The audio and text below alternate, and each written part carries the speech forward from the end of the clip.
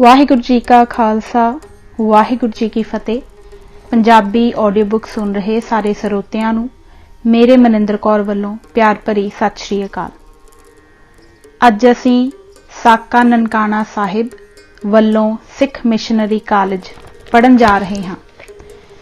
ਜਿਵੇਂ ਕਿ ਤੁਸੀਂ ਸਾਰੇ ਜਾਣਦੇ ਹੋ ਕਿ ਆਉਣ ਵਾਲੀ 21 ਫਰਵਰੀ 2021 ਨੂੰ ਨਨਕਾਣਾ ਸਾਹਿਬ ਦੇ ਸਾਕੇ ਨੂੰ 100 ਸਾਲ ਪੂਰੇ ਹੋਣ ਜਾ ਰਹੇ ਨੇ। ਇਸ ਸੰਬੰਧ ਵਿੱਚ ਅਸੀਂ ਅੱਜ ਇਹ ਕਿਤਾਬ ਪੜ੍ਹਨ ਜਾ ਰਹੇ ਹਾਂ। ਸ਼ੁਰੂ ਕਰਦੇ ਹਾਂ। ਆਮ ਜਨਤਾ ਜੋ ਸਿੱਖ ਇਤਿਹਾਸ ਤੋਂ ਕੋਰੀ ਹੈ, ਕਈ ਵਾਰੀ ਸਿੱਖ ਬਜ਼ੁਰਗਾਂ ਵੱਲੋਂ ਪਾਏ ਪੂਰਨਿਆਂ ਪਰ ਕਿੰਤੂ ਕਰ ਦਿੰਦੀ ਹੈ। ਉਹਨਾਂ ਵਾਸਤੇ ਉਬਲਦੇ ਜਲਾਂ ਵਿੱਚ ਪ੍ਰਾਣ ਦੇਣੇ, ਰੰਬੀਆਂ ਨਾਲ ਖੋਪਰੀ ਉਤਰਵਾਣੀ, ਨੀਹਾਂ ਵਿੱਚ ਚਿਣੇ ਜਾਣਾ, ਬੰਦ ਜੁਦਾ ਕਰਾਉਣਾ, ਆਰੇ ਨਾਲ ਜਿੰਦੇ ਚਿਰ ਜਾਣਾ ਅਸੰਭਵ ਹੈ। ਇਹ ਹੁਣ ਦੀ ਹਾਲਤ ਨਹੀਂ, ਅੱਜ ਤੋਂ 100 ਸਾਲ ਪਹਿਲਾਂ ਵੀ ਆਮ ਲੋਕਾਈ ਇੰਜ ਸੋਚਦੀ ਸੀ। ਉਸ ਵੇਲੇ ਇੱਕ ਐਸਾ ਸਾਕਾ ਹੋਇਆ ਜਿਸ ਨੇ ਪਿਛਲੇ ਇਤਿਹਾਸ ਨੂੰ ਦੁਹਰਾ ਹੀ ਨਹੀਂ ਦਿੱਤਾ ਬਲਕਿ ਦੁਨੀਆ ਨੂੰ ਝੂਣ ਕੇ ਰੱਖ ਦਿੱਤਾ। ਆਓ ਉਸ ਤੇ ਅੱਜ ਵਿਚਾਰ ਕਰੀਏ। ਨਨਕਾਣਾ ਸਾਹਿਬ ਸਤਿਗੁਰੂ ਨਾਨਕ ਦੇਵ ਜੀ ਦਾ ਪ੍ਰਕਾਸ਼ ਅਸਥਾਨ ਹੈ, ਇਸ ਲਈ ਗੁਰਦੁਆਰਿਆਂ ਵਿੱਚ ਇਸ ਦੀ ਸ਼੍ਰੋਮਣੀ ਥਾਂ ਹੈ।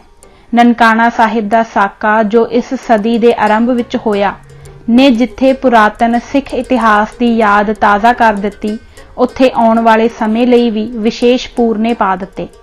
ਨਨਕਾਣਾ ਸਾਹਿਬ ਵਿਖੇ ਗੁਰਦੁਆਰਾ ਜਨਮ ਅਸਥਾਨ ਤੇ ਹੋਏ ਇਸ ਸਾਕੇ ਨੂੰ ਸਮਝਣ ਲਈ ਸਾਨੂੰ ਗੁਰਦੁਆਰਾ ਸੁਧਾਰ ਲਹਿਰ ਜਾਂ ਅਕਾਲੀ ਲਹਿਰ ਅਤੇ ਉਸ ਤੋਂ ਵੀ ਪਹਿਲੇ ਹਾਲਾਤ ਤੇ ਇੱਕ ਮੋਟੀ ਜਿਹੀ ਨਜ਼ਰ ਮਾਰਨੀ ਪਵੇਗੀ। ਸ਼੍ਰੀ ਗੁਰੂ ਗੋਬਿੰਦ ਸਿੰਘ ਸਾਹਿਬ ਤੋਂ ਪਿੱਛੋਂ 60-70 ਸਾਲ ਦਾ ਸਮਾਂ ਖਾਲਸੇ ਲਈ ਡਾਢੇ ਕਰੜੇ ਇਮਤਿਹਾਨ ਦਾ ਸਮਾਂ ਸੀ। ਹਕੂਮਤ ਖਾਲਸੇ ਦਾ ਖੁਰਾ ਖੋਜ ਮਿਟਾ ਦੇਣ ਤੇ ਤੁਲੀ ਹੋਈ ਸੀ। ਸ਼ਾਹੀ ਹੁਕਮ ਇਹਨਾਂ ਸ਼ਬਦਾਂ ਵਿੱਚ ਜਾਰੀ ਕੀਤੇ ਹੋਏ ਸਨ। ਨਾਨਕ ਪਰਸਤਾ ਰਾਹ ਹਰ ਜਾਕੀ, ਬਾਇੰਦੇ ਬਾ ਕਤਲ ਰਸਾ ਨੀਦ। ਨਾਨਕ ਨਾਮ ਲੇਵਾ, ਜਿੱਥੇ ਵੀ ਹੋਣ ਕਤਲ ਕਰ ਦਿੱਤੇ ਜਾਣ। ਸਿੰਘਾਂ ਦੇ ਸਿਰਾਂ ਦਾ ਮੁੱਲ ਮਿਲਦਾ ਸੀ। ਸਿੰਘ ਘਰ ਘਾਟ ਛੱਡ ਜੰਗਲਾਂ ਬੇਲਿਆਂ ਅਤੇ ਥਲਾਂ ਵਿੱਚ ਜਾ ਛੁਪੇ ਸਨ। ਜੋ ਬਾਹਰ ਰਹੇ ਮਾਰੇ ਗਏ। ਅਜਿਹੀ ਹਾਲਤ ਵਿੱਚ ਗੁਰ ਅਸਥਾਨਾਂ ਦੀ ਸੰਭਾਲ ਸਿੰਘਾਂ ਲਈ ਸੰਭਵ ਹੀ ਨਹੀਂ ਸੀ। ਐਸੇ ਸਮੇਂ ਵਿੱਚ ਜੇਕਰ ਇਹ ਅਸਥਾਨ ਕਾਇਮ ਰਹਿ ਸਕੇ ਤਾਂ ਇਹ ਉਦਾਸੀ ਸੰਪਰਦਾ ਦੇ ਸੰਤਾਂ ਦੇ ਸਦਕੇ ਹੀ ਸੀ। ਉਸ ਸਮੇਂ ਇਹਨਾਂ ਸੰਤਾਂ ਦੀ ਇਹ ਵੱਡੀ ਸੇਵਾ ਸੀ ਕਿ ਇਹਨਾਂ ਨੇ ਗੁਰੂ ਅਸਥਾਨਾਂ ਨੂੰ ਸੰਭਾਲ ਰੱਖਿਆ, ਪਰੰਤੂ ਉਹਨਾਂ ਦੇ ਨਿੱਜੀ ਵਿਸ਼ਵਾਸ ਅਤੇ ਪ੍ਰਚਲਿਤ ਹਿੰਦੂ ਪ੍ਰਭਾਵ ਥੱਲੇ ਗੁਰ ਅਸਥਾਨ ਬ੍ਰਾਹਮਣੀ ਰੰਗਤ ਫੜਦੇ ਗਏ। ਇਹਨਾਂ ਵਿੱਚ ਦੇਵੀ ਦੇਵਤਿਆਂ ਤੋਂ ਇਲਾਵਾ ਮਨ ਕਲਪਤ ਗੁਰੂ ਮੂਰਤਾਂ ਤੇ ਗੁਰੂ ਸਾਹਿਬਾਨ ਦੇ ਬੁੱਤ ਰੱਖੇ ਜਾਣੇ ਆਰੰਭ ਹੋ ਗਏ ਅਤੇ ਗੁਰਦੁਆਰਿਆਂ ਦੀ ਮਰਿਆਦਾ ਹਿੰਦੂ ਠਾਕੁਰ ਦੁਆਰਿਆਂ ਵਾਲੀ ਹੋ ਗਈ। ਫਿਰ ਸਿੱਖ ਮਿਸਲਾਂ ਅਤੇ ਮਹਾਰਾਜਾ ਰਣਜੀਤ ਸਿੰਘ ਦਾ ਸਮਾਂ ਆਇਆ। ਸਿੱਖ ਰਾਜ ਦੇ ਸਮੇਂ ਭਾਵੇਂ ਗੁਰਦੁਆਰਿਆਂ ਦੀ ਜਾਇਦਾਦਾਂ ਤੇ ਇਮਾਰਤਾਂ ਬਣਾਉਣ ਵੱਲ ਕੁਝ ਧਿਆਨ ਦਿੱਤਾ ਗਿਆ, ਪਰੰਤੂ ਇਹਨਾਂ ਦੀ ਅੰਦਰਲੀ ਮਰਿਆਦਾ ਉਦਾਸੀ ਸੰਤਾਂ ਦੇ ਹੱਥ ਹੀ ਰਹੀ।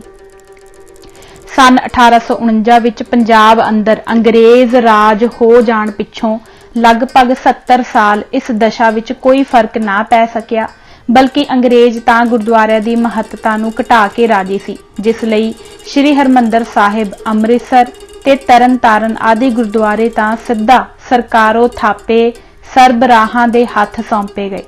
ਹੋਰ ਗੁਰਦੁਆਰਿਆਂ ਲਈ ਸੰਬੰਧਿਤ ਮਹੰਤ ਅਤੇ ਪੁਜਾਰੀ ਸਰਕਾਰ ਦੇ ਹੱਥ ਠੋਕੇ ਬਣਾਏ ਗਏ। ਇਸ ਪ੍ਰਕਾਰ ਸਰਕਾਰ ਵੱਲੋਂ ਸ਼ਹਿ ਮਿਲਣ ਤੇ ਇਹਨਾਂ ਨੂੰ ਆਪਣੀਆਂ ਮਨਮਾਨੀਆਂ ਕਰਨ ਲਈ ਥਾਪੜਾ ਦਿੱਤਾ। ਇਸ ਸਮੇਂ ਹੀ ਸੰਨ 1873 ਵਿੱਚ ਸਿੰਘ ਸਭਾ ਲਹਿਰ ਦਾ ਆਰੰਭ ਹੋਇਆ। ਇਸ ਲਹਿਰ ਦੀ ਕੌਮ ਨੂੰ ਸਭ ਤੋਂ ਵੱਡੀ ਦੇਣ ਵਿਦਿਆ ਪ੍ਰਚਾਰ ਦੇ ਨਾਲ ਸਿੱਖ ਧਰਮ ਤੇ ਰਹਿਤ ਮਰਿਆਦਾ ਨੂੰ ਠੀਕ ਅਰਥਾਂ ਵਿੱਚ ਸਿੱਖੀ ਰੰਗਤ ਦੇਣਾ ਸੀ। ਸਿੰਘ ਸਭਾ ਲਹਿਰ ਨੇ ਪ੍ਰਚਾਰ ਦੇ ਵੱਖਰੇ ਕੇਂਦਰ ਕਾਇਮ ਕੀਤੇ, ਜਿਨ੍ਹਾਂ ਨੂੰ ਸਿੰਘ ਸਭਾਵਾਂ ਕਿਹਾ ਜਾਂਦਾ ਹੈ, ਪਰੰਤੂ ਇਤਿਹਾਸਕ ਗੁਰਦੁਆਰਿਆਂ ਵਿੱਚੋਂ ਮਹੰਤਾਂ ਤੇ ਪੁਜਾਰੀਆਂ ਨੇ ਜੋ ਬ੍ਰਾਹਮਣੀ ਪ੍ਰਭਾਵ ਥੱਲੇ ਹੋਣ ਤੋਂ ਇਲਾਵਾ ਸਰਕਾਰ ਦੇ ਇਸ਼ਾਰੇ ਤੇ ਨੱਚਦੇ ਸਨ, ਸਿੰਘ ਸਭਾ ਲਹਿਰ ਦੇ ਅਸਰ ਨੂੰ ਨਾ ਕਬੂਲਿਆ। ਇਸ ਦੀ ਇੱਕ ਮਿਸਾਲ ਇਸ ਪ੍ਰਕਾਰ ਹੈ। ਕਹੀਆਂ ਜਾਂਦੀਆਂ ਅਛੂਤ ਜਾਤੀਆਂ ਵਿੱਚੋਂ ਇੱਕ ਪ੍ਰਾਣੀ ਨੇ ਕੇਸ ਰੱਖ ਕੇ ਖੰਡੇ ਦਾ ਅੰਮ੍ਰਿਤ ਛਕਿਆ ਤੇ ਆਪਣੇ ਸਾਰੇ ਪਰਿਵਾਰ ਨੂੰ ਸਿੰਘ ਸਜਾਇਆ। ਇਹ ਨਵਾਂ ਸਜਿਆ ਸਿੰਘ ਪਰਿਵਾਰ ਸਮੇਤ ਕੜਾਹ ਪ੍ਰਸ਼ਾਦ ਦਾ ਥਾਲ ਸਿਰ ਤੇ ਉਠਾਏ ਬੜੇ ਸਤਿਕਾਰ ਨਾਲ ਸ੍ਰੀ ਹਰਿਮੰਦਰ ਸਾਹਿਬ ਅੰਮ੍ਰਿਤਸਰ ਦਰਸ਼ਨਾਂ ਨੂੰ ਗਿਆ। ਪੁਜਾਰੀਆਂ ਨੇ ਨਾ ਕੇਵਲ ਇਸ ਦਾ ਲਿਆਂਦਾ ਪ੍ਰਸ਼ਾਦ ਹੀ ਮੋੜ ਦਿੱਤਾ, ਬਲਕਿ ਉਸ ਨੂੰ ਧੱਕੇ ਮਾਰ ਕੇ ਬਾਹਰ ਕੱਢ ਦਿੱਤਾ। ਬਾਹਰ ਜਾ ਕੇ ਇਹ ਤੇ ਇਸ ਦੇ ਪਰਿਵਾਰ ਨੇ ਈਸਾਈ ਪਾਦਰੀ ਪਾਸੋਂ ਬਪਤਿਸਮਾ ਲੈ ਕੇ ਈਸਾਈ ਮਤ ਧਾਰਨ ਕੀਤਾ। ਕੇਸ ਕਟਾ ਕੇ ਹੈਟ ਪਹਿਨ ਲਿਆ, ਸਮੁੱਚੀ ਰਹਿਣੀ ਈਸਾਈਆਂ ਵਾਲੀ ਬਣਾ ਲਈ ਅਥਵਾ ਟਾਈ ਪੈਂਟ ਕੋਟ ਸਜਾ ਲਏ। ਕੁਝ ਸਮਾਂ ਪਾ ਕੇ ਇਹੋ ਈਸਾਈ ਸਾਹਿਬ ਰੋਬ ਨਾਲ ਸ੍ਰੀ ਹਰਿਮੰਦਰ ਸਾਹਿਬ ਪੁੱਜਾ, ਜਿੱਥੇ ਬੜੇ ਸਤਿਕਾਰ ਨਾਲ ਇਸ ਨੂੰ ਦਰਸ਼ਨ ਕਰਾਏ ਗਏ ਤੇ ਸਿਰੋਪਾ ਦਿੱਤਾ ਗਿਆ। ਅਜਿਹੀਆਂ ਹੀ ਹਾਲਾਤਾਂ ਵਿੱਚ ਗੁਰਦੁਆਰਾ ਸੁਧਾਰ ਲਹਿਰ, ਜੋ ਪਹਿਲੀ ਜਗਤ ਜੰਗ ਦੇ ਖਾਤਮੇ ਦੇ ਥੋੜਾ ਚਿਰ ਹੀ ਪਿੱਛੋਂ ਸ਼ੁਰੂ ਹੋਈ ਸੀ, ਨੇ 6-7 ਸਾਲ ਤਾਕਤਵਰ ਅੰਗਰੇਜ਼ ਰਾਜ ਨੂੰ ਹਫੜਾ ਦਫੜੀ ਪਾਈ ਸੀ। ਇਸ ਨੂੰ ਸਮਝਣ ਲਈ ਇਸ ਦੇ ਕਾਰਨਾਂ ਤੇ ਵਿਚਾਰ ਕਰਨੀ ਜ਼ਰੂਰੀ ਹੈ। ਅੰਗਰੇਜ਼ ਸਾਮਰਾਜ ਦੀ ਰਣਨੀਤੀ ਵਿੱਚ ਪੰਜਾਬ ਨੂੰ ਵਿਸ਼ੇਸ਼ ਥਾਂ ਪ੍ਰਾਪਤ ਸੀ। ਇੱਥੋਂ ਦੇ ਮੁਸਲਮਾਨਾਂ ਤੇ ਸਿੱਖਾਂ ਨੂੰ ਭਰਤੀ ਵੇਲੇ ਪਹਿਲ ਮਿਲਦੀ ਸੀ ਅਤੇ ਸਿੱਖਾਂ ਨੂੰ ਜ਼ਿਆਦਾ ਪਸੰਦ ਕੀਤਾ ਜਾਂਦਾ ਸੀ। ਉਡਵਾਇਰ ਦੀਆਂ ਨਜ਼ਰਾਂ ਵਿੱਚ ਹਿੰਦੁਸਤਾਨ ਵਿੱਚ ਫੌਜੀ ਸਥਿਤੀ ਦੀ ਕੁੰਜੀ ਪੰਜਾਬ ਸੀ ਅਤੇ ਹਿੰਦੁਸਤਾਨੀ ਫੌਜ ਲਈ ਮੁੱਖ ਭਰਤੀ ਖੇਤਰ ਸੀ। ਜੰਗ ਦੇ 4 ਸਾਲਾਂ ਵਿੱਚ ਸਿੱਖਾਂ ਨੇ ਆਪਣੀ ਕੁੱਲ 25 ਲੱਖ ਦੀ ਆਬਾਦੀ ਵਿੱਚੋਂ ਬ੍ਰਿਟਿਸ਼ ਇੰਡੀਆ ਦਾ 1% ਨਾਲੋਂ ਵੀ ਘੱਟ 90,000 ਨਾਲੋਂ ਕਿਸੇ ਤਰ੍ਹਾਂ ਵੀ ਘੱਟ ਲੜਾਕੂ ਜਵਾਨ ਮੁਹੱਈਆ ਨਹੀਂ ਸਨ ਕੀਤੇ। ਇਸ ਲਈ ਪੰਜਾਬ ਵਿੱਚ ਕੋਈ ਅਜਿਹੀ ਧਾਰਮਿਕ ਜਾਂ ਰਾਜਸੀ ਤਹਿਰੀਕ ਨਹੀਂ ਉੱਠਣ ਦਿੱਤੀ ਜਾਂਦੀ ਸੀ ਜਿਹੜੀ ਭਰਤੀ ਵਿੱਚ ਵਿਘਨ ਪਾ ਕੇ ਫੌਜੀਆਂ ਉੱਤੇ ਬੁਰਾ ਅਸਰ ਪਾਵੇ ਅਤੇ ਗਵਰਨਮੈਂਟ ਨੂੰ ਪਰੇਸ਼ਾਨ ਕਰੇ। ਇਸੇ ਕਾਰਨ ਲਾਇਲਪੁਰ ਦੀ 1906 ਤੋਂ 1907 ਦੀ ਗਦਰ ਤਹਿਰੀਕ ਨੂੰ ਬੇਰਹਿਮੀ ਨਾਲ ਕੁਚਲ ਦਿੱਤਾ ਗਿਆ। 1857 ਦੇ ਗਦਰ ਤੋਂ ਬਾਅਦ 1858 ਵਿੱਚ ਮਹਾਰਾਣੀ ਵਿਕਟੋਰੀਆ ਨੇ ਐਲਾਨ ਕੀਤਾ ਸੀ ਕਿ ਉਸ ਦੀ ਸਰਕਾਰ ਹਿੰਦੁਸਤਾਨੀ ਲੋਕਾਂ ਦੇ ਮਜ਼ਹਬੀ ਮਾਮਲਿਆਂ ਵਿੱਚ ਦਖਲ ਨਹੀਂ ਦੇਵੇਗੀ।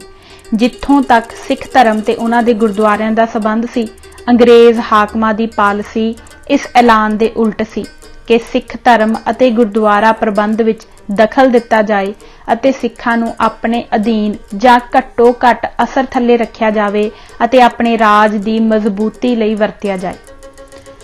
ਉਂਝ ਵੀ ਅੰਗਰੇਜ਼ ਹਾਕਮ ਇਹੋ ਜਿਹੇ ਐਲਾਨ ਅਮਲ ਕਰਨ ਲਈ ਨਹੀਂ ਸਨ ਕਰਦੇ, ਲੋਕਾਂ ਦੀ ਅੱਖੀ ਘੱਟਾ ਪਾ ਕੇ ਛਿੱਕੇ ਉੱਤੇ ਟੰਗ ਛੱਡਣ ਲਈ ਕਰਦੇ ਸਨ।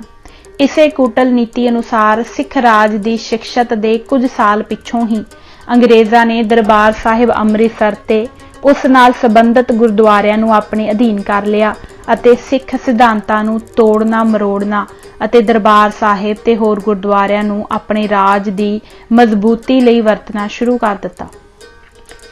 1881 ਵਿੱਚ ਪੰਜਾਬ ਦੇ ਲੈਫਟੀਨੈਂਟ ਗਵਰਨਰ ਇਜ਼ਰਟਨ ਨੇ ਲਾਰਡ ਰਿਪਨ ਨੂੰ ਚਿੱਠੀ ਲਿਖੀ, ਜਿਸ ਵਿੱਚ ਉਸਨੇ ਆਖਿਆ, ਸਿੱਖ ਗੁਰਦੁਆਰਿਆਂ ਦੇ ਪ੍ਰਬੰਧ ਨੂੰ ਅਜਿਹੀ ਕਮੇਟੀ ਦੇ ਹੱਥਾਂ ਵਿੱਚ ਜਾਣ ਦੇਣ ਦੀ ਆਗਿਆ ਦੇਣਾ ਜਿਹੜੀ ਗਵਰਨਮੈਂਟ ਕੰਟਰੋਲ ਤੋਂ ਆਜ਼ਾਦ ਹੋ ਚੁੱਕੀ ਹੋਵੇ, ਰਾਜਸੀ ਤੌਰ ਤੇ ਖਤਰਨਾਕ ਹੋਵੇਗਾ।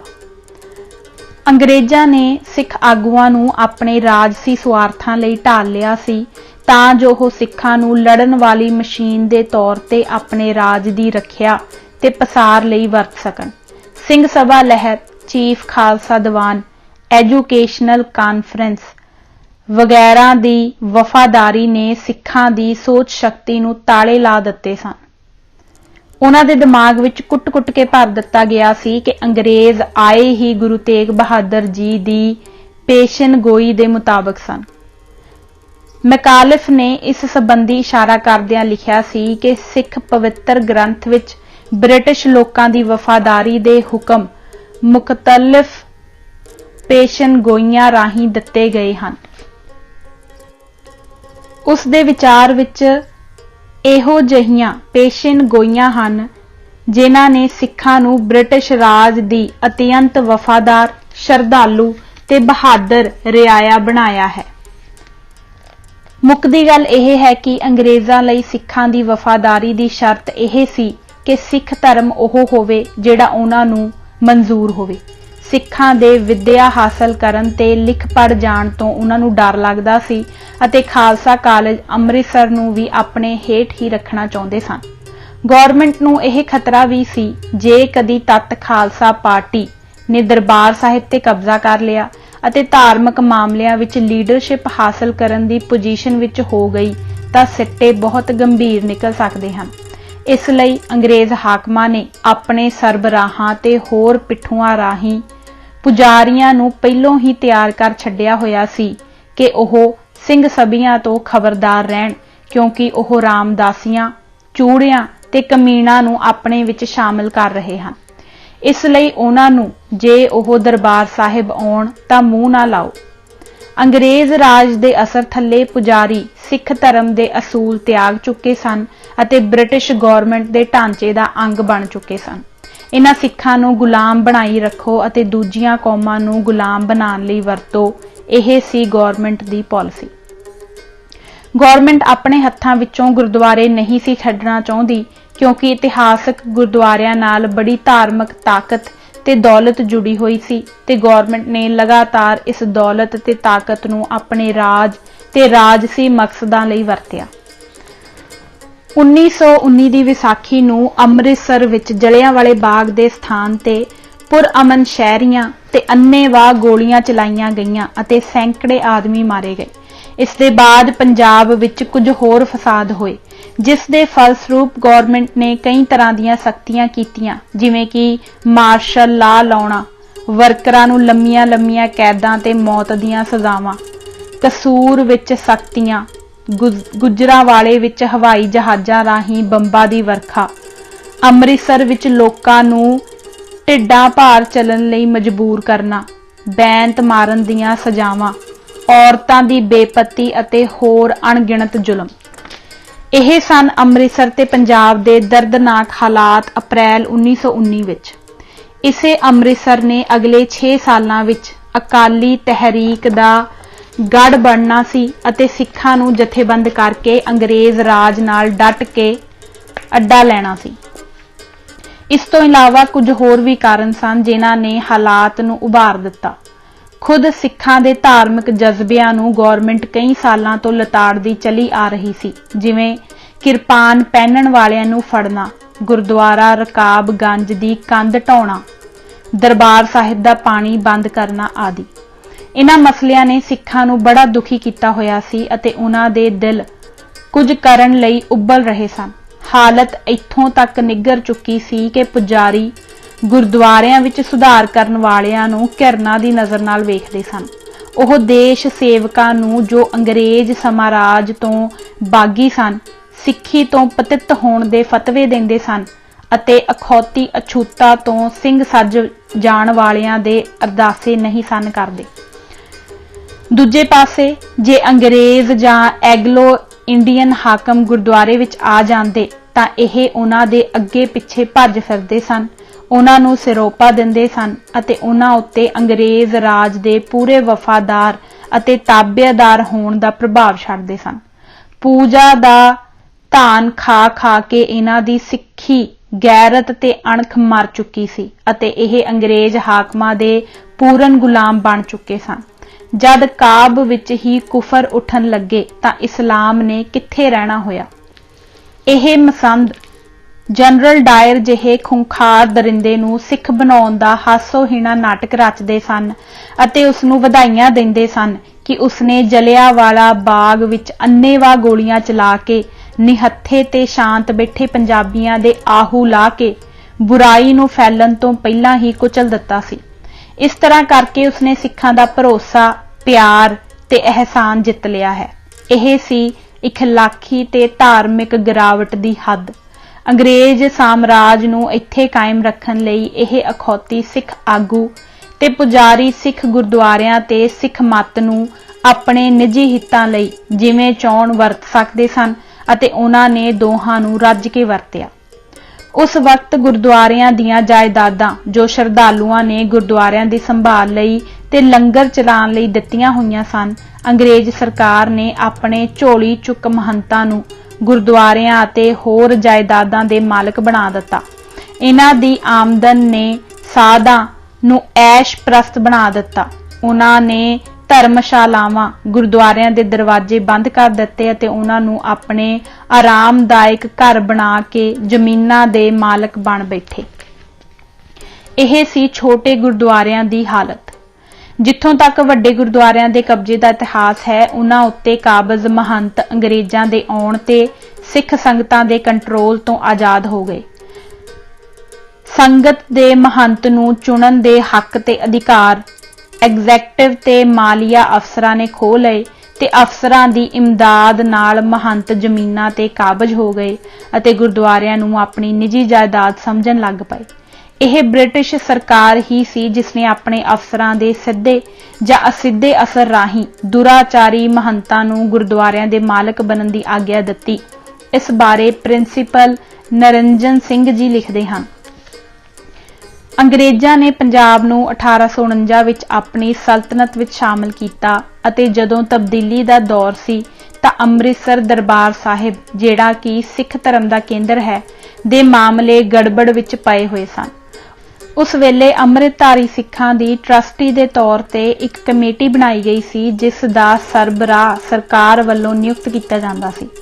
ਅੰਗਰੇਜ਼ ਸਰਕਾਰ ਦੀ ਗੁਰੂ ਅਸਥਾਨਾਂ ਦੇ ਪ੍ਰਬੰਧ ਵਿੱਚ ਅਜਿਹੀ ਦਖਲ ਅੰਦਾਜ਼ੀ ਸਹਿਜੇ ਹੀ ਸਮਝੀ ਜਾ ਸਕਦੀ ਹੈ ਕਿ ਇੱਕ ਵਾਰੀ ਬ੍ਰਿਟਿਸ਼ ਅਸੈਂਬਲੀ ਵਿੱਚ ਇੱਕ ਪ੍ਰਸ਼ਨ ਦੇ ਉੱਤਰ ਵਿੱਚ ਦੱਸਿਆ ਕਿ ਭਾਰਤ ਅੰਦਰ ਅੰਗਰੇਜ਼ੀ ਰਾਜ ਨੂੰ ਅਗਰ ਕਿਸੇ ਦੇਸੀ ਤਾਕਤ ਤੋਂ ਭੈ ਹੋ ਸਕਦਾ ਹੈ ਤਾਂ ਉਹ ਸਿੱਖਾਂ ਤੋਂ ਹੈ।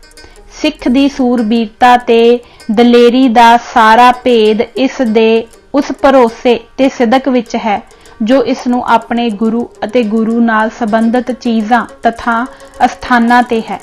ਜੇਕਰ ਸਿੱਖਾਂ ਦਾ ਸਿਦਕ ਗੁਰੂ ਗ੍ਰੰਥ ਸਾਹਿਬ ਉੱਤੋਂ ਡੋਲ ਜਾਏ, ਜੇਕਰ ਸਿੱਖ ਆਪਣੇ ਗੁਰਦੁਆਰਿਆਂ ਦੀ ਮਹੱਤਤਾ ਨੂੰ ਭੁਲਾ ਦੇਵੇ ਅਤੇ ਜੇਕਰ ਗੁਰੂਆਂ ਅਰ ਸਿੱਖ ਸ਼ਹੀਦਾਂ ਦਾ ਇਤਿਹਾਸ ਤੇ ਯਾਦਾਂ ਸਿੱਖ ਤੋਂ ਖੋਹ ਲਈਆਂ ਜਾਣ ਤਾਂ ਸਿੱਖ ਸਹਿਜੇ ਹੀ ਖਤਮ ਹੋ ਸਕਦਾ ਹੈ।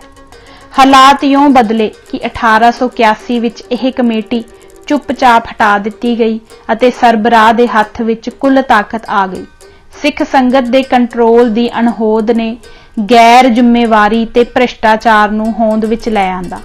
ਦਰਬਾਰ ਸਾਹਿਬ ਵਿੱਚ ਹਿੰਦੂ ਦੇਵੀ ਦੇਵਤਿਆਂ ਦੀਆਂ ਮੂਰਤੀਆਂ ਕਾਫੀ ਸਮੇਂ ਸੰਨ 1922 ਤੱਕ ਪਈਆਂ ਸਨ। ਇਹ ਸੀ ਅੰਗਰੇਜ਼ ਪਾਲਿਸੀ ਕਿ ਸਹਿਜੇ ਸਹਿਜੇ ਸਿੱਖਾਂ ਦੀਆਂ ਜੜ੍ਹਾਂ ਵਿੱਚ ਤੇਲ ਦੇਣਾ। 1919 ਤੱਕ ਚੀਫ ਖਾਲਸਾ ਦੀਵਾਨ ਸਿੱਖਾਂ ਦੀ ਲਗਭਗ ਇੱਕੋ ਇੱਕ ਕੇਂਦਰੀ ਜਥੇਬੰਦੀ ਸੀ ਅਤੇ ਸਰਦਾਰ ਸੁੰਦਰ ਸਿੰਘ ਮਜੀਠੀਆ ਉਸ ਵੇਲੇ ਸਿੱਖ ਕੌਮ ਦੇ ਵਾਹਿਦ ਲੀਡਰ ਗਿਣੇ ਜਾਂਦੇ ਸਨ। ਇਸ ਕੇਂਦਰੀ ਜਥੇਬੰਦੀ ਉੱਤੇ ਖਾਨਦਾਨੀ ਸਰਦਾਰਾਂ ਅਤੇ ਧਨਾੜ ਸਿੱਖਾਂ ਦਾ ਕਬਜ਼ਾ ਸੀ ਅਤੇ ਇਹਨਾਂ ਨੂੰ ਅੰਗਰੇਜ਼ ਸਰਕਾਰ ਨੇ ਕੁਦਰਤੀ ਆਗੂ ਮੰਨਿਆ ਹੋਇਆ ਸੀ। ਚੀਫ ਖਾਲਸਾ ਦੀਵਾਨ ਭਾਵੇਂ ਸਿੱਖ ਧਰਮ ਦੇ ਪ੍ਰਚਾਰ ਦਾ ਕੰਮ ਕਰਦਾ ਸੀ, ਪਰ ਸਰਕਾਰ ਨਾਲ ਹਰ ਤਰ੍ਹਾਂ ਮਿਲਵਰਤਨ ਕਰਨ ਅਤੇ ਆਪਣੇ ਲਈ ਤੇ ਸਿੱਖਾਂ ਲਈ ਕੁਝ ਅਹੁਦੇ ਲੈਣਾ ਤੇ ਫਾਇਦੇ ਉਠਾਉਣਾ ਇਹੋ ਹੀ ਚੀਫ ਖਾਲਸਾ ਦੀਵਾਨ ਦਾ ਵੱਡਾ ਮਨੋਰਥ ਸੀ। ਪ੍ਰਿੰਸੀਪਲ ਨਿਰੰਜਨ ਸਿੰਘ ਅਕਾਲੀ ਲਹਿਰ ਦੀਆਂ ਕੁਝ ਯਾਦਾਂ, ਜਥੇਦਾਰ 13/8/1967। ਸਭ ਤੋਂ ਪਹਿਲਾਂ ਲਾਇਲਪੁਰ ਦੇ ਸਿੱਖਾਂ ਨੇ ਸਰਦਾਰ ਹਰਚੰਦ ਸਿੰਘ ਦੀ ਅਗਵਾਈ ਵਿੱਚ ਇੱਕ ਦੋ ਵਾਰ ਯਤਨ ਕੀਤੇ ਅਤੇ ਉਰਦੂ ਦੇ ਖਾਲਸਾ ਅਖਬਾਰ ਵਿੱਚ ਚੀਫ ਖਾਲਸਾ ਦੀਵਾਨ ਦੀ ਅੰਗਰੇਜ਼ ਸਰਕਾਰ ਪ੍ਰਤੀ ਅੰਨੀ ਭਗਤੀ ਦੇ ਖਿਲਾਫ ਆਵਾਜ਼ ਉਠਾਈ, ਜਿਸ ਦਾ ਕੋਈ ਅਸਰ ਨਾ ਕਬੂਲਿਆ ਗਿਆ। 10-12 ਅਪ੍ਰੈਲ 1914 ਨੂੰ ਜਲੰਧਰ ਵਿੱਚ ਸਿੱਖ ਐਜੂਕੇਸ਼ਨਲ ਕਮੇਟੀ ਦੀ ਸਾਲਾਨਾ ਕਾਨਫਰੰਸ ਵਿੱਚ ਸਰਦਾਰ ਹਰਚੰਦ ਸਿੰਘ ਨੂੰ ਗੁਰਦੁਆਰਾ ਰਕਾਬਗੰਜ ਦੀ ਦੀਵਾਰ ਦੇ ਮਸਲੇ ਤੇ ਮਤਾ ਪੇਸ਼ ਨਾ ਕਰਨ ਦਿੱਤਾ ਗਿਆ।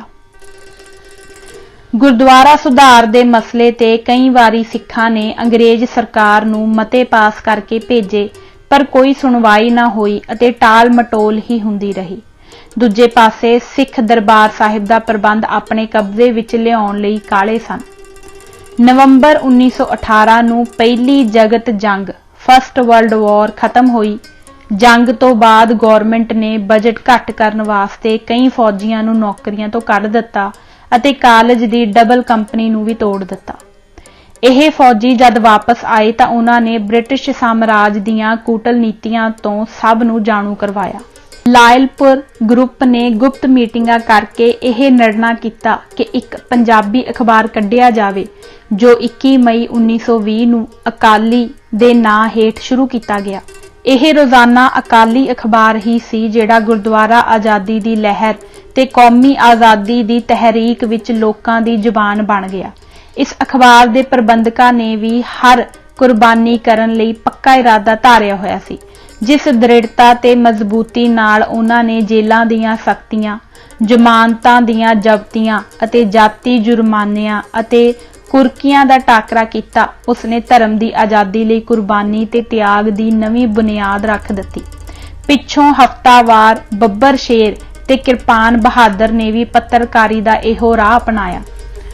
ਮਾਸਟਰ ਸੁੰਦਰ ਸਿੰਘ ਜੀ ਲਾਇਲਪੁਰੀ ਅਕਾਲੀ ਅਖਬਾਰ ਦੀ ਜਿੰਦ ਸਨ। ਇਹਨਾਂ ਦੇ ਨਾਲ ਸਰਦਾਰ ਮੰਗਲ ਸਿੰਘ ਤੇ ਗਿਆਨੀ ਹੀਰਾ ਸਿੰਘ ਦਰਦ ਸੰਪਾਦਕਾਂ ਦੇ ਗਰੁੱਪ ਵਿੱਚ ਸਨ। ਮਾਸਟਰ ਸੁੰਦਰ ਸਿੰਘ ਜੀ ਨੇ ਹੀ 1909 ਵਿੱਚ ਇੱਕ ਪੈਂਫਲੇਟ ਕੀ ਖਾਲਸਾ ਕਾਲਜ ਸਿੱਖਾਂ ਦਾ ਹੈ ਲਿਖ ਕੇ ਅੰਗਰੇਜ਼ ਹਾਕਮਾਂ ਨੂੰ ਚੱਕਰ ਵਿੱਚ ਪਾ ਦਿੱਤਾ ਸੀ। ਮਾਸਟਰ ਸੁੰਦਰ ਸਿੰਘ ਤੇ ਗਿਆਨੀ ਹੀਰਾ ਸਿੰਘ ਹੋਰਾਂ ਨੇ ਕਿਹਾ ਕਿ ਸਿੱਖ ਆਗੂਆਂ, ਗੁਰਦੁਆਰਿਆਂ ਦੇ ਮਹੰਤਾਂ ਤੇ ਰਾਜਿਆਂ ਨੇ ਅੰਗਰੇਜ਼ੀ ਰਾਜ ਦੀ ਵਫਾਦਾਰੀ, ਰਾਜ ਭਗਤੀ ਨੂੰ ਧਰਮ ਬਣਾ ਕੇ ਸਿੱਖ ਕੌਮ ਨੂੰ ਦੁਨੀਆ ਵਿੱਚ ਬਦਨਾਮ ਕਰਕੇ ਰੱਖ ਦਿੱਤਾ ਹੈ। ਹੁਣ ਸਾਨੂੰ ਮੈਦਾਨ ਵਿੱਚ ਨਿੱਤਰ ਕੇ ਕੁਝ ਕਰਨਾ ਹੀ ਪਏਗਾ।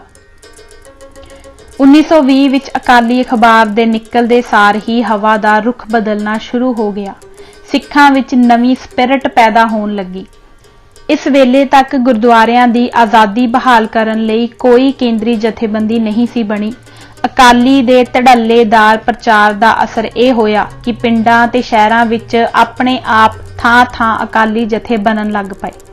ਅਕਾਲੀਆਂ ਦੇ ਹੌਸਲੇ ਦੀ ਸ਼ੁਰੂਆਤ ਰਕਾਬਗੰਜ ਦੀ ਦੀਵਾਰ ਦੇ ਮੋਰਚੇ ਤੋਂ ਹੁੰਦੀ ਹੈ, ਜਦ ਸਰਦਾਰ ਸਰਦੂਲ ਸਿੰਘ ਕਵੀਸ਼ਰ ਨੇ ਅਕਾਲੀ ਵਿੱਚ ਇੱਕ ਲੇਖ ਛਾਪ ਕੇ 100 ਸਿੰਘਾਂ ਦੀ ਸ਼ਹੀਦੀ ਜਥਾ ਤਿਆਰ ਕਰਨ ਦੀ ਅਪੀਲ ਕੀਤੀ ਤਾਂ ਸਰਦਾਰ ਦਾਨ ਸਿੰਘ ਵਿਛੋਆ ਅਤੇ ਝਬਾਲੀਏ ਭਰਾਵਾਂ ਸਰਦਾਰ ਅਮਰ ਸਿੰਘ ਤੇ ਸਰਦਾਰ ਜਸਵੰਤ ਸਿੰਘ ਨੇ ਨਾਂ ਲਿਖਣੇ ਸ਼ੁਰੂ ਕਰ ਦਿੱਤੇ। ਉਦੋਂ ਸ਼੍ਰੋਮਣੀ ਅਕਾਲੀ ਦਲ ਅਜੇ ਸਥਾਪਿਤ ਨਹੀਂ ਹੋਇਆ ਸੀ। ਟਾਵੇਂ ਜਥੇ ਸੈਂਟਰਲ ਮਾਝਾ ਦੀਵਾਨ, ਬੀਰ ਖਾਲਸਾ ਦੀਵਾਨ, ਅਕਾਲੀ ਦਲ ਖਰਾ ਸੌਦਾ ਬਾਰ ਬਣ ਚੁੱਕੇ ਸਨ। ਸੋ ਇਹਨਾਂ ਜਥਿਆਂ ਦੇ ਉਦਮ ਨਾਲ ਗੁਰਦੁਆਰਿਆਂ ਉੱਤੇ ਕਬਜ਼ੇ ਹੋਣੇ ਆਰੰਭ ਹੋਏ। ਅਕਤੂਬਰ 1920 ਵਿੱਚ ਸਿੱਖ ਲੀਗ ਦਾ ਅਜਲਾਸ ਲਾਹੌਰ ਸਰਦਾਰ ਖੜਕ ਸਿੰਘ ਦੀ ਪ੍ਰਧਾਨਗੀ ਹੇਠ ਹੋਇਆ ਅਤੇ ਸ਼ਹੀਦੀ ਜਥੇ ਦੀ ਮੀਟਿੰਗ ਹੋਈ, ਜਿਸ ਵਿੱਚ ਤੈਅ ਹੋਇਆ ਕਿ 1 ਦਸੰਬਰ 1920 ਨੂੰ ਜਥਾ ਦਿੱਲੀ ਪਹੁੰਚੇਗਾ ਅਤੇ ਸਰਕਾਰ ਦੁਆਰਾ ਗੁਰਦੁਆਰਾ ਰਕਾਬਗੰਜ ਦੀ 4 ਦੀਵਾਰੀ ਦੀ ਕੰਧ ਨੂੰ ਢਾਹੇ ਜਾਣ ਦੇ ਰੋਸ ਵਜੋਂ ਵਾਇਸਰਾਏ ਦੀ ਕੋਠੀ ਦੇ ਸਾਹਮਣੇ ਮੋਰਚਾ ਲਗਾਏਗਾ। ਉਧਰ ਸਰਕਾਰ ਦੀ ਹੋਸ਼ ਵੀ ਟਿਕਾਣੇ ਆਈ ਅਤੇ ਮਹਾਰਾਜਾ ਨਾਭਾ ਨੇ ਦਖਲ ਦੇ ਕੇ ਕੰਧ ਬਣਵਾ ਦਿੱਤੀ। ਇਹ ਸਿੱਖ ਕੌਮ ਦੀ ਇੱਕ ਬਹੁਤ ਵੱਡੀ ਜਿੱਤ ਸੀ, ਜਿਸ ਨੇ ਅਕਾਲੀਆਂ ਦਾ ਉਤਸ਼ਾਹ, ਜੋਸ਼ ਤੇ ਹੌਸਲੇ ਨੂੰ ਵਧਾ ਦਿੱਤਾ। ਹਕੂਮਤ ਇਹ ਨਹੀਂ ਸੀ ਚਾਹੁੰਦੀ ਕਿ ਗੁਰਦੁਆਰੇ ਅਤੇ ਉਹਨਾਂ ਦੀਆਂ ਜਾਇਦਾਦਾਂ ਸਿੱਖ ਪੰਥ ਦੇ ਹੱਥਾਂ ਵਿੱਚ ਚਲੀਆਂ ਜਾਣ, ਕਿਉਂਕਿ ਗੁਰਦੁਆਰਿਆਂ ਦੀ ਆਜ਼ਾਦੀ ਅਤੇ ਇਹਨਾਂ ਦੀਆਂ ਜਾਇਦਾਦਾਂ ਕੱਲ ਨੂੰ ਸਰਕਾਰ ਦੇ ਹਿੱਤਾਂ ਲਈ ਖਤਰਨਾਕ ਸਾਬਤ ਹੋ ਸਕਦੀਆਂ ਸਨ। ਇਸ ਲਈ ਮਹੰਤਾਂ ਨੂੰ ਸਿੱਖਾਂ ਤੋਂ ਸਰਕਾਰ ਨੇ ਬਾਗੀ ਕਰਾਇਆ। ਸਰਕਾਰ ਵਿਚਾਲੇ ਨਾ ਹੁੰਦੀ ਤਾਂ ਮਹੰਤਾਂ ਨੇ ਚੁੱਪਚਾਪ ਸਮਝੌਤੇ ਕਰਕੇ ਗੁਰਦੁਆਰੇ ਸਿੱਖ ਪੰਥ ਦੇ ਹਵਾਲੇ ਕਰ ਦੇਣੇ ਸਨ, ਜਾਂ ਚਾਲ ਚਲਨ ਸੁਧਾਰ ਕੇ ਮਹੰਤ ਬਣੇ ਰਹਿਣਾ ਸੀ, ਜਾਂ ਫਿਰ ਜੀਵਨ ਭਰ ਲਈ ਵਜ਼ੀਫੇ ਲੈ ਕੇ ਅੱਡ ਹੋ ਜਾਣਾ ਸੀ। ਸਰਕਾਰ ਸਿੱਖਾਂ ਅਤੇ ਮਹੰਤਾਂ ਦੇ ਸਮਝੌਤੇ ਦੇ ਵਿਰੁੱਧ ਸੀ, ਇਸ ਲਈ ਉਸਨੇ ਕੁਝ ਮਹੰਤਾਂ ਨੂੰ ਆਪਣੇ ਹੱਥ ਵਿੱਚ ਲੈ ਕੇ ਹੋ ਰਹੇ ਸਮਝੌਤੇ ਵੀ ਸਿਰੇ ਨਹੀਂ ਸਨ ਚੜ੍ਹਨ ਦਿੱਤੇ। ਸਰਕਾਰ ਦੀ ਪਾਲਿਸੀ ਸੀ ਕਿ ਖਾਲਸਾ ਕਾਲਜ ਨੂੰ ਆਪਣੀ ਵਫਾਦਾਰੀ ਦਾ ਕੇਂਦਰ ਬਣਾ ਕੇ ਰੱਖਿਆ ਜਾਵੇ ਅਤੇ ਦਰਬਾਰ ਸਾਹਿਬ ਦਾ ਪ੍ਰਬੰਧ ਅੰਗਰੇਜ਼ ਰਾਜ ਦੀ ਮਜ਼ਬੂਤੀ ਤੇ ਹਿੱਤਾਂ ਵਿੱਚ ਆਪਣੇ ਹੱਥੀਂ ਚੁਣੇ ਮਨਪਸੰਦ ਸਿੱਖ ਸਰਬਰਾਹਾਂ ਰਾਹੀਂ ਕੀਤਾ ਜਾਵੇ। ਹੋਰ ਤਾਂ ਹੋਰ ਇਸ ਨੂੰ ਚੀਫ ਖਾਲਸਾ ਦੀਵਾਨ ਜਿਹੀ ਅੰਗਰੇਜ਼ ਭਗਤ ਜਮਾਤ ਦੇ ਹੱਥਾਂ ਵਿੱਚ ਵੀ ਨਾ ਜਾਣ ਦਿੱਤਾ ਜਾਵੇ। ਉਪਰੋਕਤ ਪਾਲਿਸੀ ਅਨੁਸਾਰ ਸਰਕਾਰ ਨੇ ਬਾਬੇ ਦੀ ਬੇਰ, ਸਿਆਲਕੋਟ ਦੇ ਗੁਰਦੁਆਰੇ ਦਾ ਸਰਬਰਾਹ ਸਿੱਖਾਂ ਦੀ ਜ਼ੋਰਦਾਰ ਵਿਰੋਧਤਾ ਦੇ ਬਾਵਜੂਦ ਇੱਕ ਗੈਰ ਸਿੱਖ ਗੰਡਾ ਸਿਉ ਨੂੰ ਬਣਾ ਦਿੱਤਾ। ਇਸੇ ਗੁਰਦੁਆਰੇ ਦਾ ਮਹੰਤ ਹਰਨਾਮ ਸਿੰਘ ਸ਼ਰਾਬ ਪੀਂਦਾ ਅਤੇ ਗੁਰਦੁਆਰੇ ਦੀ ਜਾਇਦਾਦ ਬਰਬਾਦ ਕਰਦਾ ਸੀ। ਇਸ ਨੇ ਗੁਰਦੁਆਰੇ ਵਿੱਚ ਗੁੰਡੇ ਰੱਖ ਕੇ ਸ਼ਰਧਾਲੂਆਂ ਨੂੰ ਕੁੱਟਣਾ ਵੀ ਸ਼ੁਰੂ ਕਰ ਦਿੱਤਾ। ਇਸ ਦੇ ਫਲਸਰੂਪ ਸੰਗਤਾਂ ਨੇ ਇਸ ਮਹੰਤ ਤੋਂ ਗੁਰਦੁਆਰਾ ਆਜ਼ਾਦ ਕਰਾਉਣ ਲਈ ਲਹਿਰ ਚਲਾ ਦਿੱਤੀ। ਇਸ ਤਹਿਰੀਕ ਦੇ ਆਗੂ ਸਰਦਾਰ ਜਵਾਹਰ ਸਿੰਘ ਨੂੰ ਵੀ ਇਕੱਲਿਆਂ ਘੇਰ ਕੇ ਗੁਰਦੁਆਰੇ ਵਿੱਚ ਬਹੁਤ ਮਾਰਿਆ ਗਿਆ। ਇਸ ਤੋਂ ਬਾਅਦ ਝਬਾਲੀਏ ਭਰਾ ਸਰਦਾਰ ਅਮਰ ਸਿੰਘ ਤੇ ਸਰਦਾਰ ਜਸਵੰਤ ਸਿੰਘ ਪਹੁੰਚ ਗਏ ਅਤੇ ਫਿਰ ਸਰਦਾਰ ਖੜਕ ਸਿੰਘ ਜੀ ਨੇ ਸੰਗਰਾਮ ਨੂੰ ਹੋਰ ਗਰਮਾ ਦਿੱਤਾ ਤੇ ਨੌਬਤ ਮੁਕੱਦਮੇ ਤੱਕ ਪਹੁੰਚ ਗਈ। ਅੰਤ ਸਰਕਾਰ ਨੂੰ ਆਗੂਆਂ ਦੇ ਖਿਲਾਫ ਮੁਕੱਦਮੇ ਵਾਪਸ ਲੈਣੇ ਪਏ ਅਤੇ 5 ਅਕਤੂਬਰ 1920 ਨੂੰ 13 ਮੈਂਬਰਾਂ ਦੀ ਕਮੇਟੀ ਬਣਾਈ ਗਈ, ਜਿਸ ਨੇ ਗੁਰਦੁਆਰੇ ਦਾ ਕੰਟਰੋਲ ਆਪਣੇ ਹੱਥ ਵਿੱਚ ਲੈ ਲਿਆ। ਗੰਡਾ ਸਿਉ ਨੂੰ ਮੈਨੇਜਰ ਦੀ ਪੋਸਟ ਤੋਂ ਹਟਾ ਦਿੱਤਾ ਗਿਆ। ਇਸ ਜਿੱਤ ਨੇ ਗੁਰਦੁਆਰਾ ਲਹਿਰ ਨੂੰ ਹੋਰ ਚਮਕਾਇਆ। ਪਰ ਸਭ ਨਾਲੋਂ ਮਹੱਤਵਪੂਰਨ ਸ੍ਰੀ ਦਰਬਾਰ ਸਾਹਿਬ ਦਾ ਕੰਟਰੋਲ ਸੀ, ਜਿਸ ਤੋਂ ਬਿਨਾਂ ਬਾਕੀ ਗੁਰਦੁਆਰਿਆਂ ਦਾ ਕੰਟਰੋਲ ਮੁਸ਼ਕਲ ਸੀ। ਇਸ ਲਈ ਸਿੱਖਾਂ ਦਾ ਧਿਆਨ ਦਰਬਾਰ ਸਾਹਿਬ ਦੇ ਮਹੰਤਾਂ ਨੂੰ ਹਟਾਉਣ ਵੱਲ ਖਿੱਚਿਆ ਗਿਆ। ਸ੍ਰੀ ਦਰਬਾਰ ਸਾਹਿਬ ਨਾਲ ਮਹਾਰਾਜਾ ਰਣਜੀਤ ਸਿੰਘ ਨੇ ਕਾਫੀ ਜਾਗੀਰ ਲਗਾਈ ਸੀ ਅਤੇ ਸਿੱਖ ਰਾਜ ਦੇ ਖਤਮ ਹੋਣ ਤੇ ਇਹ ਅੰਗਰੇਜ਼ਾਂ ਦੇ ਕੰਟਰੋਲ ਵਿੱਚ ਆ ਗਈ। ਅਕਾਲੀ ਤਹਿਰੀਕ ਦੇ ਆਰੰਭ ਵੇਲੇ ਅੰਗਰੇਜ਼ਾਂ ਨੇ ਇਸ ਦਾ ਪ੍ਰਬੰਧ ਆਪਣੇ ਇੱਕ ਜੀ ਹਜ਼ੂਰੀਏ ਆਨਰੇਰੀ ਮੈਜਿਸਟ੍ਰੇਟ ਅਰੂੜ ਸਿੰਘ ਨੌਸ਼ਹਿਰਾ ਨੰਗਲੀ ਨੂੰ ਥਾਪਿਆ ਸੀ। ਧਰਮ ਤੇ ਇਖਲਾਕ ਦੀ ਟਿੱਠ ਤੋਂ ਇਸ ਸ਼੍ਰੋਮਣੀ ਗੁਰਦੁਆਰੇ ਦੀ ਦਸ਼ਾ ਬਹੁਤ ਨਿਗਰ ਗਈ ਸੀ। ਦਰਬਾਰ ਸਾਹਿਬ ਤਰਨਤਾਰਨ ਦੀ ਹਾਲਤ ਹੋਰ ਵੀ ਭੈੜੀ ਸੀ। ਗੁਰਦੁਆਰਾ ਅੰਮ੍ਰਿਤਸਰ ਤੇ ਤਰਨਤਾਰਨ ਦੋਵੇਂ ਸਰਬਰਾਹ ਅਰੂੜ ਸਿੰਘ ਦੇ ਅਧੀਨ ਸਨ। ਸਿੰਘ ਸਭਾ ਤਰਨਤਾਰਨ ਦੀ ਰਿਪੋਰਟ ਵਿੱਚ ਤਰਨਤਾਰਨ ਦੀਆਂ ਪਰਫਾਰਮਾਂ ਵਿੱਚ ਹੋ ਰਹੇ ਦੁਰਾਚਾਰ ਬਾਰੇ ਇੰਜ ਦਰਜ ਹੈ। ਮੱਸਿਆ ਦਾ ਇਹ ਮੇਲਾ ਪੰਜਾਬ ਵਿੱਚ ਪਹਿਲੇ ਦਰਜੇ ਦੇ ਗੰਦੇ ਮੇਲਿਆਂ ਵਿੱਚ ਗਿਣਿਆ ਜਾਂਦਾ ਸੀ। ਬਾਹਰ ਤੋਂ ਆਏ ਲੋਕ ਸ਼ਰਾਬ ਪੀ ਕੇ ਪਰਕਰਮਾਂ ਵਿੱਚ ਆਉਂਦੇ, ਗੁੰਡਿਆਂ ਤੇ ਬਦਮਾਸ਼ਾਂ ਦੀਆਂ ਟੋਲੀਆਂ ਪਰਕਰਮਾਂ ਵਿੱਚ ਦੋਹੜੇ ਲਾਉਂਦੀਆਂ ਤੇ ਗੰਦ ਬਕਦੀਆਂ ਫਿਰਦੀਆਂ। ਨਾਚਿਆਂ ਦੇ ਨਾਚ ਹੁੰਦੇ, ਬੇਰਾਂ ਤੇ ਲੱਡੂਆਂ ਦੀਆਂ ਝੋਲੀਆਂ ਬੀਬੀਆਂ ਤੇ ਖਾਲੀ ਹੁੰਦੀਆਂ। ਮੱਛਰੇ ਹੋਏ ਗੱਭਰੂ ਡਾਂਗਾ ਮੋਢਿਆਂ ਤੇ ਰੱਖੀ ਬੱਕਰੇ ਬੁਲਾਉਂਦੇ ਤੇ ਛੇੜਖਾਨੀਆਂ ਕਰਦੇ ਫਿਰਦੇ। ਧੱਕੇ ਪੈਂਦੇ, ਲੜਾਈਆਂ ਹੋ ਪੈਂਦੀਆਂ ਤੇ ਕਈਆਂ ਦੇ ਸਿਰ ਖੁੱਲ ਜਾਂਦੇ। ਬੀਬੀਆਂ ਦੀ ਬੇਪਤੀ ਹੁੰਦੀ, ਚੋਰੀਆਂ ਹੁੰਦੀਆਂ। ਦਰਸ਼ਨੀ ਡਿਉੜੀ ਦੇ ਅੱਗੇ ਕੰਜਰੀਆਂ ਦੇ ਮੁਜਰੇ ਹੁੰਦੇ ਤੇ ਰਾਸਾਂ ਪੈਂਦੀਆਂ। ਜੀਵਨ ਭਾਈ ਮੋਹਨ ਸਿੰਘ ਵੇਦ ਪੰਨਾ 120। ਲਗਭਗ ਇਹੋ ਜਿਹੇ ਹੀ ਬੁਰੇ ਹਾਲਾਤ ਦਰਬਾਰ ਸਾਹਿਬ ਅੰਮ੍ਰਿਤਸਰ ਵਿੱਚ ਸਨ। ਮੱਸਿਆ ਤੇ ਦੀਵਾਲੀ ਦੇ ਦਿਹਾੜਿਆਂ ਤੇ ਭਾਂਤ-ਭਾਂਤ ਦੇ ਭ੍ਰਿਸ਼ਟਾਚਾਰ ਤੇ ਦੁਰਾਚਾਰ ਹੁੰਦੇ ਸਨ। ਸ਼ਰਧਾਲੂ ਸਿੱਖ ਬੜੇ ਦੁਖੀ ਸਨ। ਅਕਾਲੀ ਅਖਬਾਰ ਦੇ ਲੇਖਾਂ ਨੇ ਆਮ ਸਿੱਖਾਂ ਨੂੰ ਅਕਾਲੀ ਜਥੇ ਕਾਇਮ ਕਰਨ ਵਿੱਚ ਬਹੁਤ ਸਹਾਇਤਾ ਦਿੱਤੀ ਅਤੇ ਛੋਟੀਆਂ ਵੱਡੀਆਂ ਕਿਰਪਾਨਾਂ ਹਰ ਅਕਾਲੀ ਦੇ ਮੋਢੇ ਤੇ ਲਟਕਣ ਲੱਗ ਪਈਆਂ ਸਨ। ਪਿੰਡਾਂ ਤੇ ਸ਼ਹਿਰਾਂ ਵਿੱਚ ਅਕਾਲੀ ਬਣਨ ਨੂੰ ਮਾਣ ਦੀ ਗੱਲ ਸਮਝਿਆ ਜਾਣ ਲੱਗ ਪਿਆ। ਪਰ ਅਜੇ ਨਾ ਤਾਂ ਗੁਰਦੁਆਰਿਆਂ ਦੇ ਸੁਧਾਰ ਲਈ ਹੀ ਕੋਈ ਕੇਂਦਰੀ ਜਥੇਬੰਦੀ ਬਣੀ ਸੀ, ਨਾ ਜਥਿਆਂ ਨੇ ਆਪਣਾ ਕੋਈ ਕੇਂਦਰੀ ਦਲ ਹੀ ਕਾਇਮ ਕੀਤਾ ਸੀ।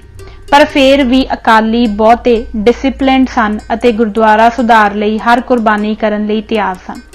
ਗੁਰਦੁਆਰਿਆਂ ਉੱਤੇ ਕਬਜ਼ੇ ਸ਼੍ਰੋਮਣੀ ਗੁਰਦੁਆਰਾ ਪ੍ਰਬੰਧਕ ਕਮੇਟੀ ਦੇ ਵਜੂਦ ਵਿੱਚ ਆਉਣ ਤੋਂ ਪਹਿਲਾਂ ਹੀ ਸ਼ੁਰੂ ਹੋ ਗਏ ਸਨ। ਸਿੱਖ ਪੰਥ ਦੇ ਮੱਥੇ ਤੇ ਸਭ ਤੋਂ ਵੱਡਾ ਕਾਲਖ ਦਾ ਟਿੱਕਾ ਲਾਉਣ ਵਾਲੀ ਗੱਲ ਇਹ ਸੀ ਕਿ ਅਰੂੜ ਸਿੰਘ ਅਕਾਲ ਤਖਤ ਤੇ ਦਰਬਾਰ ਸਾਹਿਬ ਵੱਲੋਂ ਦੇਸ਼ ਭਗਤਾਂ ਦੇ ਕਾਤਲਾਂ ਨੂੰ ਸ਼ਲਾਘਾ ਪੱਤਰ ਦੇ ਰਿਹਾ ਸੀ। ਇੱਥੋਂ ਤੱਕ ਕਿ ਮਾਰਸ਼ਲ ਲਾ ਦੇ ਦਿਨਾਂ ਵਿੱਚ ਦਰਬਾਰ ਸਾਹਿਬ ਵਿੱਚੋਂ ਜਨਰਲ ਡਾਇਰ ਨੂੰ ਸਰੋਪਾ ਦਿੱਤਾ ਗਿਆ। ਇੱਕ ਪੁਜਾਰੀ ਨੇ ਇੱਥੋਂ ਤੱਕ ਕਿਹਾ ਸੀ ਕਿ ਮੈਂ ਕੜਾਹ ਪ੍ਰਸ਼ਾਦ ਵਿੱਚ ਤਮਾਕੂ ਮਿਲਾ ਦੇਵਾਂਗਾ। ਕਈਆਂ ਸਾਲਾਂ ਤੋਂ ਗੁਰਦੁਆਰਿਆਂ ਵਿੱਚ ਧਰਮ, ਸਦਾਚਾਰ, ਇਖਲਾਕ, ਸੱਭਿਆਚਾਰ ਅਤੇ ਹਰ ਇੱਕ ਮਨੁੱਖਵਾਦੀ ਗੁਣ ਦਾ ਇਕਸਾਰ ਨਿਗਾਰ ਹੋ ਰਿਹਾ ਸੀ। ਇਹਨਾਂ ਵਿੱਚੋਂ ਲੋਕ ਸੇਵਾ ਭਾਵ, ਕੁਰਬਾਨੀ ਲਈ ਉਤਸ਼ਾਹ, ਰੂਹਾਨੀ ਖੁਸ਼ੀ ਤੇ ਉੱਚੇ ਇਖਲਾਕ ਦੀ ਸਿੱਖਿਆ ਲੈ ਕੇ ਨਹੀਂ ਸਨ ਜਾਂਦੇ, ਸਗੋਂ ਗੰਦੇ ਗੀਤ, ਬਦਮਾਸ਼ੀ ਦੇ ਦੋੜੇ ਅਤੇ ਬੀਬੀਆਂ ਨਾਲ ਛੇੜਖਾਨੀਆਂ ਕਰਨ ਦੇ ਢੰਗ ਸਿੱਖ ਕੇ ਜਾਂਦੇ ਸਨ। ਗ੍ਰੰਥੀਆਂ ਤੇ ਪੁਜਾਰੀਆਂ ਦੀ ਜ਼ੁਬਾਨ ਤੋਂ ਇਹ ਬਾਰ-ਬਾਰ ਸੁਣਾਈ ਦਿੰਦਾ ਸੀ। ਲੋਕਾਂ ਦੀਆਂ ਦੁਕਾਨਾਂ ਦੀ ਤਰ੍ਹਾਂ ਇਹ ਦਰਬਾਰ ਸਾਹਿਬ ਸਾਡੀ ਦੁਕਾਨ ਹੈ ਅਤੇ ਇੱਥੇ ਉਹ ਆਪਣੀ ਮਰਜ਼ੀ ਦਾ ਸੌਦਾ ਵੇਚਦੇ ਹਨ। ਇੱਕ ਗ੍ਰੰਥੀ ਦੇ ਪੁੱਤਰ ਨੇ ਤਾਂ ਇੱਥੋਂ ਤੱਕ ਕਹਿਣ ਦੀ ਜੁਰਅਤ ਕੀਤੀ ਕਿ ਜੋ ਔਰਤਾਂ ਦਰਬਾਰ ਸਾਹਿਬ ਆਉਣਗੀਆਂ ਅਸੀਂ ਬੇਪਤ ਕਰਾਂਗੇ, ਜਿਨ੍ਹਾਂ ਨੂੰ ਸ਼ਰਮ ਹੈ ਉਹ ਨਾ ਭੇਜਣ। ਮਹੰਤਾਂ ਤੇ ਪੁਜਾਰੀਆਂ ਦਾ ਸਿੱਖ ਜਨਤਾ ਨਾਲ ਵਰਤਾਓ ਬਹੁਤ ਭੈੜਾ ਸੀ। ਉਹ ਸਿੰਘ ਸਭੀਆਂ ਨੂੰ ਸਿੰਘ ਸਫਈਆ ਕਹਿ ਕੇ ਦੁਰਕਾਰਦੇ ਸਨ। ਕਛਹਿਰਾ ਤੇ ਕਿਰਪਾਨਧਾਰੀ ਸਿੰਘ ਨੂੰ ਸਮਾਜ ਦਾ ਬਾਗੀ ਸਮਝਦੇ ਸਨ। ਧਰਮ ਅਸਥਾਨਾਂ ਤੇ ਉਹਨਾਂ ਨੂੰ ਮਾਰਦੇ ਤੇ ਬੇਇੱਜ਼ਤ ਕਰਦੇ ਸਨ ਤੇ ਉਹਨਾਂ ਦੀਆਂ ਕਿਰਪਾਨਾਂ ਤੱਕ ਉਤਾਰ ਲੈਂਦੇ ਸਨ। ਸਰਦਾਰ ਬਹਾਦਰ ਸਰਦਾਰ ਸੁੰਦਰ ਸਿੰਘ ਮਜੀਠੀਆ, ਜੋ ਸਿੰਘ ਸਭਾ ਲਹਿਰ ਦੇ ਮੋਢੀਆਂ ਵਿੱਚੋਂ ਸਨ, ਜਦੋਂ ਆਪਣੇ ਲੜਕੇ ਸਰਦਾਰ ਕਿਰਪਾਲ ਸਿੰਘ ਦਾ ਵਿਆਹ ਕਰਕੇ ਪ੍ਰਸ਼ਾਦ ਭੇਟ ਕਰਨ ਸ੍ਰੀ ਹਰਿਮੰਦਰ ਸਾਹਿਬ ਆਏ ਤਾਂ ਪੁਜਾਰੀਆਂ ਨੇ ਇਹਨਾਂ ਦੀ ਅਰਦਾਸ ਨਾ ਕੀਤੀ, ਕਿਉਂਕਿ ਆਪ ਨੇ ਲੜਕੇ ਦਾ ਗੁਰਮਤ ਰੀਤੀ ਅਨੁਸਾਰ ਆਨੰਦ ਵਿਆਹ ਕੀਤਾ ਸੀ। ਸਿੰਘ ਸਭਾ ਲਹਿਰ ਨੇ ਬਹੁਤ ਸਾਰੇ ਰਵਿਦਾਸੀ ਤੇ ਮਜਬੀਆਂ ਨੂੰ ਅੰਮ੍ਰਿਤ ਛਕਾ ਕੇ ਸਿੰਘ ਸਜਾਇਆ ਸੀ। ਅੰਮ੍ਰਿਤਸਰ ਇਹਨਾਂ ਦੀ ਕਾਫੀ ਗਿਣਤੀ ਸੀ। ਖਾਲਸਾ ਬਰਾਦਰੀ ਦੇ ਨਾਮ ਹੇਠ ਇਹ ਸਾਲਾਨਾ ਦੀਵਾਨ ਕਰਦੇ ਹੁੰਦੇ ਸਨ। ਸੰਨ 1920 ਦੇ ਅਕਤੂਬਰ 11-12 ਤਾਰੀਖ ਨੂੰ ਇਹਨਾਂ ਨੇ ਸਾਲਾਨਾ ਦੀਵਾਨ ਕੀਤਾ, ਜਿੱਥੇ ਅੰਮ੍ਰਿਤ ਪ੍ਰਚਾਰ ਵੀ ਹੋਇਆ। ਉਪਰੰਤ ਨਵੇਂ ਸਜੇ ਸਿੰਘਾਂ ਸਮੇਤ ਇਹ ਕੜਾਹ ਪ੍ਰਸ਼ਾਦ ਦੀ ਦੇਗ ਲੈ ਕੇ ਹਰਿਮੰਦਰ ਸਾਹਿਬ ਆਏ। ਇਸ ਸਮੇਂ ਖਾਲਸਾ ਕਾਲਜ ਅੰਮ੍ਰਿਤਸਰ ਦੇ ਕਈ ਪ੍ਰੋਫੈਸਰ ਤੇ ਵਿਦਿਆਰਥੀ ਵੀ ਇਹਨਾਂ ਦੇ ਨਾਲ ਸਨ। ਕੁਝ ਦੇ ਨਾਂ ਇਹ ਹਨ: ਪ੍ਰੋਫੈਸਰ ਤੇਜਾ ਸਿੰਘ, ਬਾਵਾ ਹਰਕਿਸ਼ਨ ਸਿੰਘ ਅਤੇ ਸਰਦਾਰ ਨਿਰੰਜਨ ਸਿੰਘ। ਜਦ ਪੁਜਾਰੀਆਂ ਨੇ ਅਰਦਾਸਾ ਨਾ ਕੀਤਾ ਤਾਂ ਸਰਦਾਰ ਕਰਤਾਰ ਸਿੰਘ ਝੱਬਰ, ਤੇਜਾ ਸਿੰਘ ਭੁੱਚਰ ਆਦਿ ਹਥਿਆਰਬੰਦ ਹੋ ਕੇ ਪਹੁੰਚ ਗਏ ਅਤੇ ਇਸ ਤਰ੍ਹਾਂ ਅਰਦਾਸਾ ਕੀਤਾ ਗਿਆ। ਦਰਬਾਰ ਸਾਹਿਬ ਦੇ ਪੁਜਾਰੀ ਡਰਦੇ ਮਾਰੇ ਦੌੜ ਗਏ ਅਤੇ ਕਬਜ਼ਾ ਅਕਾਲੀਆਂ ਦਾ ਹੋ ਗਿਆ। ਫਿਰ ਸਾਰੀ ਸੰਗਤ ਅਕਾਲ ਤਖਤ ਸਾਹਿਬ ਗਈ ਅਤੇ ਦੇਖਿਆ ਕਿ ਉੱਥੋਂ ਵੀ ਪੁਜਾਰੀ ਨੱਠ ਗਏ ਸਨ। ਇਸ ਤਰ੍ਹਾਂ ਅਕਾਲ ਤਖਤ ਸਾਹਿਬ ਦਾ ਪ੍ਰਬੰਧ ਵੀ ਸੰਗਤਾਂ ਨੇ ਆਪਣੇ ਹੱਥ ਲੈ ਲਿਆ ਤੇ 25 ਮੈਂਬਰਾਂ ਦੀ ਕਮੇਟੀ ਭਾਈ ਕਰਤਾਰ ਸਿੰਘ ਝੱਬਰ ਦੀ ਅਗਵਾਈ ਵਿੱਚ ਬਣਾਈ ਗਈ। ਗੁਰਦੁਆਰੇ ਦਾ ਨਵਾਂ ਸਰਬਰਾਹ ਸਰਦਾਰ ਸੁੰਦਰ ਸਿੰਘ ਰਾਮਗੜੀਆ ਮੁਕਰਰ ਕੀਤਾ ਗਿਆ। 12-13 ਅਕਤੂਬਰ ਨੂੰ ਡਿਪਟੀ ਕਮਿਸ਼ਨਰ ਨੇ ਸਰਬਰਾਹ ਤੇ ਕੁਝ ਉੱਘੇ ਸਿੱਖਾਂ ਸਮੇਤ 9 ਮੈਂਬਰਾਂ ਦੀ ਪ੍ਰਬੰਧਕ ਕਮੇਟੀ ਬਣਾ ਦਿੱਤੀ ਅਤੇ ਅਕਾਲ ਤਖਤ ਦਾ ਕਬਜ਼ਾ ਇਸ ਕਮੇਟੀ ਕੋਲ ਆ ਗਿਆ। ਹੁਣ ਉਹ ਵਕਤ ਆ ਗਿਆ ਸੀ ਜਦੋਂ ਕੇਂਦਰੀ ਜਥੇਬੰਦੀ ਦੀ ਜ਼ਰੂਰਤ ਨੂੰ ਬਹੁਤ ਮਹਿਸੂਸ ਕੀਤਾ ਜਾ ਰਿਹਾ ਸੀ। ਇਸ ਮਕਸਦ ਲਈ 15 ਨਵੰਬਰ 1920 ਨੂੰ ਸਮੂਹ ਸਿੱਖਾਂ ਦੇ ਪ੍ਰਤੀਨਿਧਾਂ ਦਾ ਇੱਕ ਇਕੱਠ ਜਥੇਦਾਰ ਅਕਾਲ ਤਖਤ ਵੱਲੋਂ ਅੰਮ੍ਰਿਤਸਰ ਸੱਦਿਆ ਗਿਆ। ਇਸ ਵਿੱਚ ਸ਼ਾਮਲ ਹੋਣ ਦਾ ਸੱਦਾ ਪੱਤਰ ਹਰ ਇੱਕ ਸਿੱਖ ਸੰਪਰਦਾ ਨੂੰ ਭੇਜਿਆ ਗਿਆ। ਸਰਕਾਰ ਨੇ ਇਸ ਇਕੱਠ ਨੂੰ ਫੇਲ ਕਰਨ ਲਈ ਮਹਾਰਾਜਾ ਪਟਿਆਲਾ ਨਾਲ ਮਿਲ ਕੇ 2 ਦਿਨ ਪਹਿਲਾਂ ਹੀ ਇੱਕ 36 ਮੈਂਬਰਾਂ ਦੀ ਕਮੇਟੀ ਬਣਾ ਦਿੱਤੀ, ਜਿਸ ਵਿੱਚ ਕੁਝ ਸੁਧਾਰਵਾਦੀ ਵੀ ਰੱਖੇ ਗਏ, ਪਰ ਜ਼ਿਆਦਾਤਰ ਇਹ ਵਫਾਦਾਰਾਂ ਦੀ ਕਮੇਟੀ ਹੀ ਸੀ। ਇਸ ਦੇ 2 ਮਕਸਦ ਸਨ: ਇੱਕ, ਸਿੱਖਾਂ ਨੂੰ ਜਥੇਬੰਦ ਹੋਣੋਂ ਰੋਕਣਾ ਅਤੇ ਦੂਜੇ, ਸਿੱਖਾਂ ਵਿੱਚ ਫੁੱਟ ਪਾ ਕੇ ਗੁਰਦੁਆਰਿਆਂ ਉੱਤੇ ਆਪਣਾ ਕਬਜ਼ਾ ਜੀ ਹਜ਼ੂਰੀਆ ਰਾਹੀਂ ਰੱਖਣਾ। ਪਰ ਗੁਰਦੁਆਰਾ ਪ੍ਰਬੰਧਕ ਕਮੇਟੀ ਨੇ ਇਹ ਚਲਾਕੀ ਨਾਕਾਮ ਕਰ ਦਿੱਤੀ। 15-16 ਨਵੰਬਰ ਨੂੰ 2 ਦਿਨ ਅਕਾਲ ਤਖਤ ਉੱਤੇ ਇਕੱਠ ਹੋਇਆ। ਵੱਡੀ ਆਮ ਕਮੇਟੀ, ਜਿਸ ਦਾ ਨਾਮ ਸ਼੍ਰੋਮਣੀ ਗੁਰਦੁਆਰਾ ਪ੍ਰਬੰਧਕ ਕਮੇਟੀ ਪ੍ਰਵਾਨ ਹੋਇਆ, 175 ਮੈਂਬਰਾਂ ਦੀ ਚੁਣੀ ਗਈ। ਇਸ ਵਿੱਚ 36 ਉਹ ਮੈਂਬਰ ਵੀ ਸ਼ਾਮਲ ਕਰ ਲਏ ਗਏ ਜਿਹੜੇ ਸਰਕਾਰ ਨੇ ਨਾਮਜ਼ਦ ਕੀਤੇ ਸਨ। ਉਸ ਵੇਲੇ ਸਰਦਾਰ ਸੁੰਦਰ ਸਿੰਘ ਮਜੀਠੀਆ ਨੂੰ ਇਸ ਕਮੇਟੀ ਦਾ ਪ੍ਰਧਾਨ ਥਾਪਿਆ ਗਿਆ। 1921 ਦੇ ਸ਼ੁਰੂ ਵਿੱਚ ਹੀ ਸਰਦਾਰ ਤੇਜਾ ਸਿੰਘ ਭੁੱਚਰ ਅਤੇ ਸਰਦਾਰ ਕਰਤਾਰ ਸਿੰਘ ਝੱਬਰ ਨੇ ਗੁਰਦੁਆਰਾ ਸੁਧਾਰ ਦੀ ਲਹਿਰ ਫਿਰ ਤੇਜ਼ ਕਰ ਦਿੱਤੀ। ਸ਼੍ਰੋਮਣੀ ਪ੍ਰਬੰਧਕ ਕਮੇਟੀ ਦੇ ਨਾਂ ਹੇਠ ਇਹ ਮੁਹਿੰਮ ਚਲਾਈ ਗਈ। ਇਸ ਦਾ ਇਹ ਨਿਸ਼ਾਨਾ ਸੀ ਕਿ तमाम ਸਿੱਖ ਗੁਰਦੁਆਰਿਆਂ ਅਤੇ ਧਾਰਮਿਕ ਸੰਸਥਾਵਾਂ ਦਾ ਕੰਟਰੋਲ ਹਾਸਲ ਕਰਨਾ ਅਤੇ ਪ੍ਰਵਾਨਿਤ ਲੀਹਾਂ ਉੱਤੇ ਉਹਨਾਂ ਦਾ ਪ੍ਰਬੰਧ ਕਰਨਾ। ਸ਼੍ਰੋਮਣੀ ਕਮੇਟੀ ਦੇ ਬਣਨ ਨਾਲ ਸਿੱਖਾਂ ਦੀ ਖਿਲਰੀ ਹੋਈ ਤਾਕਤ ਇੱਕ ਮੁੱਠ ਤੇ ਮਜ਼ਬੂਤ ਹੋ ਗਈ ਅਤੇ ਇਸ ਕਮੇਟੀ ਦੇ ਫੈਸਲੇ ਮੰਨੇ ਜਾਣ ਲੱਗ ਪਏ ਅਤੇ ਅਮਲ ਵਿੱਚ ਲਿਆਂਦਾ ਜਾਣ ਲੱਗ ਪਿਆ। ਸ਼੍ਰੋਮਣੀ ਗੁਰਦੁਆਰਾ ਪ੍ਰਬੰਧਕ ਕਮੇਟੀ ਦੀ ਹੈਸੀਅਤ ਤੇ ਖਸਲਤ ਸਿੱਖ ਧਾਰਮਿਕ ਜਥੇਬੰਦੀ ਦੀ ਸੀ ਅਤੇ ਇਸ ਦੇ ਕੰਮਾਂ ਦਾ ਘੇਰਾ ਗੁਰਦੁਆਰਿਆਂ ਦੇ ਸੁਧਾਰ ਅਤੇ ਸਿੱਖਾਂ ਦੀ ਧਾਰਮਿਕ, ਸਦਾਚਾਰਕ ਅਤੇ ਸੱਭਿਆਚਾਰਕ ਪੱਧਰ ਨੂੰ ਉੱਚਾ ਕਰਨ ਤੱਕ ਮਹਿਦੂਦ ਸੀ। ਰਾਜਸੀ ਮਾਮਲੇ ਇਸ ਦੇ ਦਾਇਰੇ ਤੋਂ ਬਾਹਰ ਸਨ।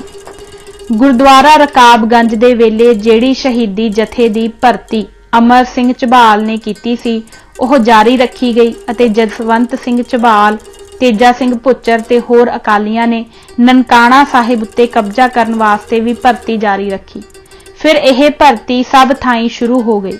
24 ਜਨਵਰੀ 1921 ਨੂੰ ਜਥਿਆਂ ਦੇ ਪ੍ਰਤੀਨਿਧਾਂ ਦੀ ਅੰਮ੍ਰਿਤਸਰ ਸ਼੍ਰੀ ਅਕਾਲ ਤਖਤ ਸਾਹਿਬ ਤੇ ਮੀਟਿੰਗ ਹੋਈ, ਜਿਸ ਵਿੱਚ ਰਾਜਨੀਤਿਕ ਮਾਮਲਿਆਂ ਬਾਰੇ ਕੇਂਦਰੀ ਜਥੇਬੰਦੀ ਨੂੰ ਪ੍ਰਵਾਨ ਕੀਤਾ ਗਿਆ ਅਤੇ ਇਸ ਦਾ ਨਾਮ ਸ਼੍ਰੋਮਣੀ ਅਕਾਲੀ ਦਲ ਰੱਖਿਆ ਗਿਆ। ਇਸ ਦੇ ਪਹਿਲੇ ਪ੍ਰਧਾਨ ਸਰਦਾਰ ਸਰਮੁਖ ਸਿੰਘ ਜੀ ਚੁਣੇ ਗਏ। ਸਰਦਾਰ ਸੁੰਦਰ ਸਿੰਘ ਮਜੀਠੀਏ ਨੂੰ ਪੰਜਾਬ ਸਰਕਾਰ ਦੀ ਐਗਜ਼ੈਕਟਿਵ ਕੌਂਸਲ ਦਾ ਮੈਂਬਰ ਬਣਾ ਦਿੱਤਾ ਗਿਆ ਅਤੇ ਉਹਨਾਂ ਨੇ ਸ਼੍ਰੋਮਣੀ ਗੁਰਦੁਆਰਾ ਪ੍ਰਬੰਧਕ ਕਮੇਟੀ ਦੀ ਪ੍ਰਧਾਨਗੀ ਤੋਂ ਅਸਤੀਫਾ ਦੇ ਦਿੱਤਾ। ਇਸ ਤੋਂ ਬਾਅਦ ਸਰਦਾਰ ਖੜਕ ਸਿੰਘ ਜੀ ਨੂੰ ਪ੍ਰਧਾਨ ਬਣਾਇਆ ਗਿਆ। 1921 ਦਾ ਸਾਲ ਬੜੇ ਖੂਨੀ ਸਾਕਿਆਂ ਦਾ ਅਤੇ ਘਮਸਾਨ ਦੇ ਸੰਗਰਾਮਾਂ ਦਾ ਸਾਲ ਸੀ। ਇਸ ਵਿੱਚ ਇੱਕ ਪਾਸੇ ਅੰਗਰੇਜ਼ ਅਫਸਰਾਂ ਨੇ ਗੁਰਦੁਆਰਿਆਂ ਦੀ ਆਜ਼ਾਦੀ ਦੇ ਸੰਗਰਾਮ ਨੂੰ ਕੁਚਲਣ ਦਾ ਮਨ ਬਣਾ ਲਿਆ ਸੀ। ਦੂਜੇ ਪਾਸੇ ਸ਼੍ਰੋਮਣੀ ਕਮੇਟੀ ਦੀ ਅਗਵਾਈ ਥੱਲੇ ਸਿੱਖਾਂ ਨੇ ਗੁਰਦੁਆਰਾ ਪ੍ਰਬੰਧ ਸੁਧਾਰਨ ਲਈ ਲੱਕ ਬੰਨ੍ਹ ਲਿਆ ਸੀ। 18 ਦਸੰਬਰ 1920 ਨੂੰ ਅਮਰ ਸਿੰਘ ਝਬਾਲ ਤੇ ਕਰਤਾਰ ਸਿੰਘ ਝੱਬਰ ਨੇ ਪੋਠੋਹਾਰ ਦੇ ਮਸ਼ਹੂਰ ਗੁਰਦੁਆਰੇ ਪੰਜਾ ਸਾਹਿਬ ਉੱਤੇ ਕਬਜ਼ਾ ਕਰਕੇ ਇੱਕ ਪ੍ਰਬੰਧਕ ਕਮੇਟੀ ਦੇ ਪ੍ਰਬੰਧ ਹੇਠ ਲੈ ਆਂਦਾ। ਇਸ ਤਰ੍ਹਾਂ ਤਰਨਤਾਰਨ ਸਾਹਿਬ ਦੇ ਗੁਰਦੁਆਰੇ ਦੀ ਆਜ਼ਾਦੀ ਵਾਸਤੇ 26 ਜਨਵਰੀ 1921 ਨੂੰ 40 ਸਿੰਘਾਂ ਦਾ ਜਥਾ ਅੰਮ੍ਰਿਤਸਰ ਤੋਂ ਚੱਲਿਆ। ਰਾਤ ਦੇ ਕੋਈ 9 ਵਜੇ ਦੇ ਕਰੀਬ ਸ਼ਰਾਬੀ ਪੁਜਾਰੀ ਟੋਲਾ ਸ਼ਾਂਤਮਈ ਅਕਾਲੀ ਜਥੇ ਉੱਤੇ ਟੁੱਟ ਪਿਆ। ਸਿੰਘਾਂ ਨੂੰ ਫੱਟਾਂ ਉੱਤੇ ਫੱਟ ਲੱਗੇ।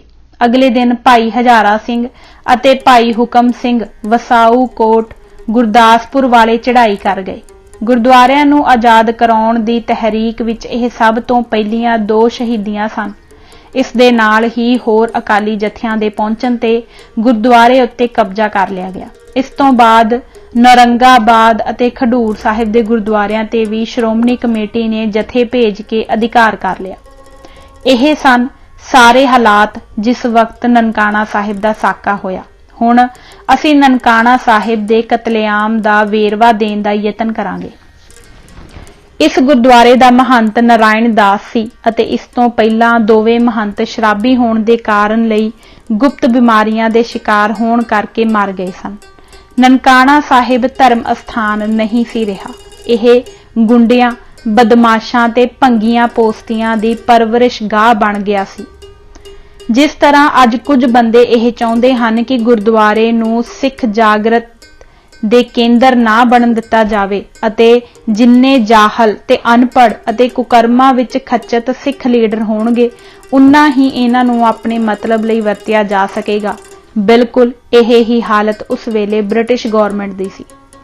ਹਾਲਾਂਕਿ ਮਹੰਤ ਨਾਰਾਇਣ ਦਾਸ ਨੇ ਗੱਦੀ ਤੇ ਬੈਠਣ ਵੇਲੇ ਅੰਗਰੇਜ਼ ਮੈਜਿਸਟ੍ਰੇਟ ਦੇ ਸਾਹਮਣੇ ਸਿੱਖ ਸੰਗਤ ਨਾਲ ਬਚਨ ਕੀਤੇ ਸਨ ਕਿ ਉਹ ਪਹਿਲੇ ਮਹੰਤ ਵਾਲੇ ਕੁਚਾਲੇ ਤੇ ਕੁਕਰਮ ਛੱਡ ਦੇਵੇਗਾ ਅਤੇ ਜੇ ਉਸ ਦੇ ਖਿਲਾਫ ਕੋਈ ਕਸੂਰ ਸਾਬਤ ਹੋ ਜਾਣਗੇ ਤਾਂ ਉਹ ਅਸਤੀਫਾ ਦੇ ਦੇਵੇਗਾ। ਪਰ ਇਹ ਪਹਿਲੇ ਮਹੰਤ ਨਾਲੋਂ ਵੀ ਅੱਗੇ ਨਿਕਲ ਗਿਆ। ਇਸਨੇ ਪਹਿਲਾਂ ਇੱਕ ਮਿਰਾਸਨ ਨੂੰ ਘਰ ਪਾ ਲਿਆ, ਫਿਰ ਲਾਹੌਰ ਤੋਂ ਵੇਸ਼ਵਾਵਾਂ ਮੰਗਾਈਆਂ, ਉਹਨਾਂ ਦੇ ਨਾਚ ਜਨਮ ਅਸਥਾਨ ਅੰਦਰ ਕਰਾਏ। ਮਹੰਤ ਦੀ ਇਸ ਹਰਕਤ ਨੇ ਸਿੱਖ ਜਗਤ ਵਿੱਚ ਉਸ ਦੇ ਖਿਲਾਫ ਗੁੱਸੇ ਦੇ ਭਾਂਬੜ ਬਾਲ ਦਿੱਤੇ। ਅਖਬਾਰਾਂ, ਸਿੰਘ ਸਭਾਵਾਂ ਤੇ ਸੰਗਤਾਂ ਨੇ ਇਸ ਬੇਅਦਬੀ ਤੇ ਇਖਲਾਕ ਰਹਿਤ ਕਰਤੂਤ ਦੇ ਖਿਲਾਫ ਮਤੇ ਪਾਸ ਕੀਤੇ। ਗੌਰਮੈਂਟ ਨੂੰ ਵੀ ਇਸ ਬਾਰੇ ਖਬਰ ਦਿੱਤੀ ਗਈ ਪਰ ਉਹ ਵੀ ਚੁੱਪ ਬੈਠੀ ਰਹੀ। 1918 ਵਿੱਚ ਇੱਕ ਸਿੰਧ ਤੋਂ ਆਏ ਯਾਤਰੂ ਦੀ ਲੜਕੀ ਦੀ ਪੱਤ ਲੁੱਟੀ ਗਈ। ਇਸੇ ਸਾਲ 6 ਬੀਬੀਆਂ ਦੀ ਜੋ ਪੂਰਨਮਾਸ਼ੀ ਦੇ ਦਿਨ ਦਰਸ਼ਨਾਂ ਨੂੰ ਆਈਆਂ ਸਨ, ਰਾਤ ਸਮੇਂ ਜਨਮ ਅਸਥਾਨ ਦੇ ਅੰਦਰ ਹੀ ਪੁਜਾਰੀਆਂ ਨੇ ਜ਼ਬਰਦਸਤੀ ਇੱਜ਼ਤ ਲੁੱਟੀ। ਇਸ ਤਰ੍ਹਾਂ ਦੇ ਹੋਰ ਸੈਂਕੜੇ ਕੁਕਰਮ ਕੀਤੇ ਗਏ। ਅਕਤੂਬਰ 1920 ਵਿੱਚ ਧਾਰੋਵਾਲ ਨਗਰ ਵਿੱਚ ਭਰਵਾਂ ਦੀਵਾਨ ਹੋਇਆ ਅਤੇ ਮਹੰਤ ਨੂੰ ਆਪਣਾ ਸੁਧਾਰ ਕਰਨ ਵਾਸਤੇ ਕਿਹਾ ਗਿਆ, ਪਰ ਮਹੰਤ ਨਾਰਾਇਣ ਦਾਸ ਤਾਂ ਇੱਕ ਨਰਕੀ ਮਸੰਦ ਬਣ ਚੁੱਕਾ ਸੀ। ਗੁਰਦੁਆਰਾ ਨਨਕਾਣਾ ਸਾਹਿਬ ਦੇ ਨਾਲ 1 ਲੱਖ ਤੋਂ ਉੱਪਰ ਸਾਲਾਨਾ ਦੀ ਜਾਗੀਰ ਸੀ। ਇਸ ਤੋਂ ਇਲਾਵਾ ਚੜਾਵਾ ਤੇ ਪੂਜਾ ਦਾ ਰੁਪਇਆ ਬੇਹਿਸਾਬ ਆਉਂਦਾ ਸੀ।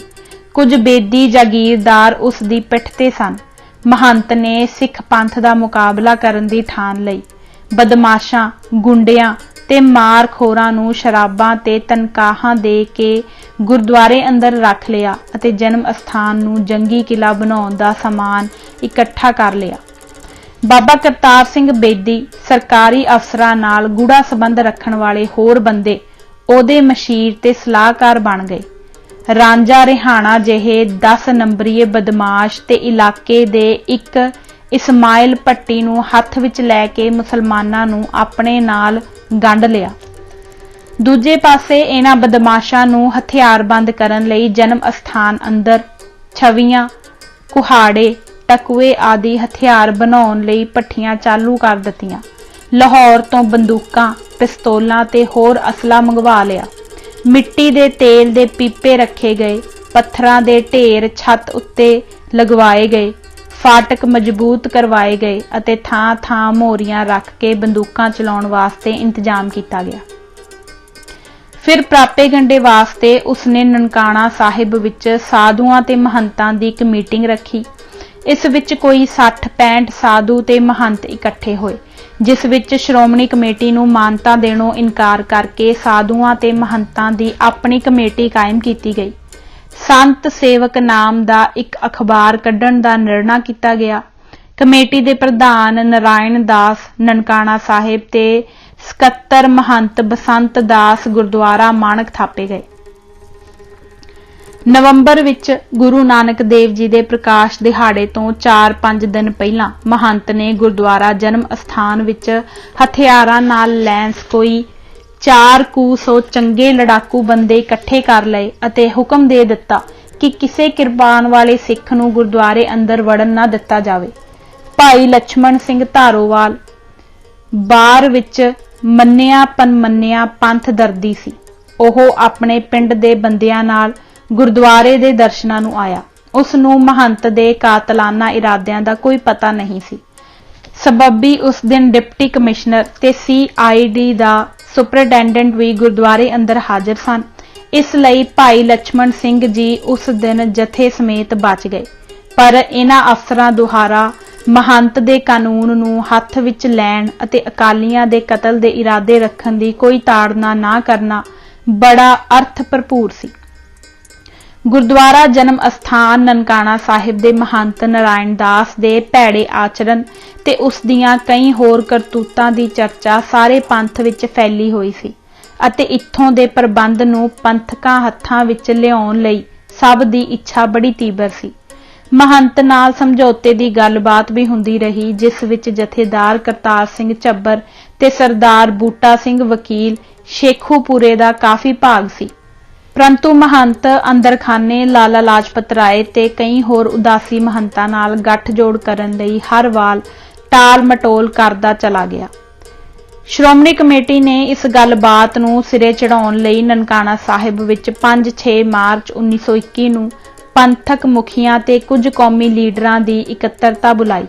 ਭਾਵੇਂ ਇਹ ਪ੍ਰੋਗਰਾਮ ਮਹੰਤ ਦੀ ਸਲਾਹ ਨਾਲ ਹੀ ਰੱਖਿਆ ਸੀ, ਪਰੰਤੂ ਮਹੰਤ ਆਪਣੇ ਨਿੱਜੀ ਸਲਾਹਕਾਰ ਦੇ ਮਸ਼ਵਰੇ ਨਾਲ ਅੰਦਰਖਾਨੇ ਹੋਰ ਹੀ ਮਸੌਦੇ ਪਕਾ ਰਿਹਾ ਸੀ, ਜਿਸ ਵਿੱਚ ਉਸ ਨੂੰ ਸਰਕਾਰੀ ਅਫਸਰਾਂ, ਖਾਸ ਕਰ ਲਾਹੌਰ ਦੇ ਕਮਿਸ਼ਨਰ ਮਿਸਟਰ ਕਿੰਗ ਦੀ ਵੀ ਵੱਡੀ ਸ਼ਹਿ ਸੀ। ਮਿਸਟਰ ਕਿੰਗ ਨੇ ਇੱਕ ਫਿਰਤੂ ਚਿੱਠੀ ਕੱਢ ਕੇ ਮਹੰਤਾਂ ਦੀ ਹੌਸਲਾ ਅਫਜ਼ਾਈ ਕੀਤੀ ਸੀ ਕਿ ਸਰਕਾਰ ਮਹੰਤਾਂ ਦੀ ਹਰ ਤਰ੍ਹਾਂ ਹਿਫਾਜ਼ਤ ਕਰੇਗੀ। ਮਿਸਟਰ ਕਿੰਗ ਦੀ ਇੱਕ ਹੋਰ ਗੁਪਤ ਚਿੱਠੀ ਮਿਤੀ 18 ਦਸੰਬਰ 1920 ਰਾਹੀਂ ਵੀ ਇਸ ਗੱਲ ਦੀ ਤਸਦੀਕ ਹੋ ਜਾਂਦੀ ਹੈ, ਜਿਸ ਦੀ ਕਾਪੀ ਇੰਡੀਆ ਹਾਊਸ ਲੰਡਨ ਦੀ ਲਾਇਬ੍ਰੇਰੀ ਵਿੱਚ ਪਈ ਹੋਈ ਹੈ, ਜਿਹੜੀ ਕਿ ਲਾਹੌਰ ਦੇ ਆਰਮਜ਼ ਡੀਲਰ ਨੂੰ ਲਿਖੀ ਗਈ ਕਿ ਮਹੰਤ ਨਾਰਾਇਣ ਦਾਸ ਨੂੰ ਅਸਲਾ, ਬੰਦੂਕਾਂ ਆਦਿ ਦਿੱਤੇ ਜਾਣ। ਮਹੰਤ ਦੀ ਮਨਸ਼ਾ ਸੀ ਕਿ 5-6 ਮਾਰਚ ਨੂੰ ਜਦੋਂ ਪੰਥਕ ਮੁਖੀ ਤੇ ਲੀਡਰ ਇਕੱਠੇ ਹੋਣ, ਬਾਹਰ ਤੋਂ ਬਦਮਾਸ਼ਾਂ ਪਾਸੋਂ ਹਮਲਾ ਕਰਵਾ ਕੇ ਨਵੀਂ ਉੱਠ ਰਹੀ ਗੁਰਦੁਆਰਾ ਸੁਧਾਰ ਲਹਿਰ ਦੇ ਸਾਰੇ ਮੁਖੀਆਂ ਨੂੰ ਮਰਵਾ ਦੇਵੇ ਅਤੇ ਆਪ ਲਾਂਬੇ ਰਹਿੰਦਾ ਹੋਇਆ ਇਸ ਦਾ ਦੋਸ਼ ਬਦਮਾਸ਼ਾਂ ਤੇ ਸੁੱਟ ਦੇਵੇ।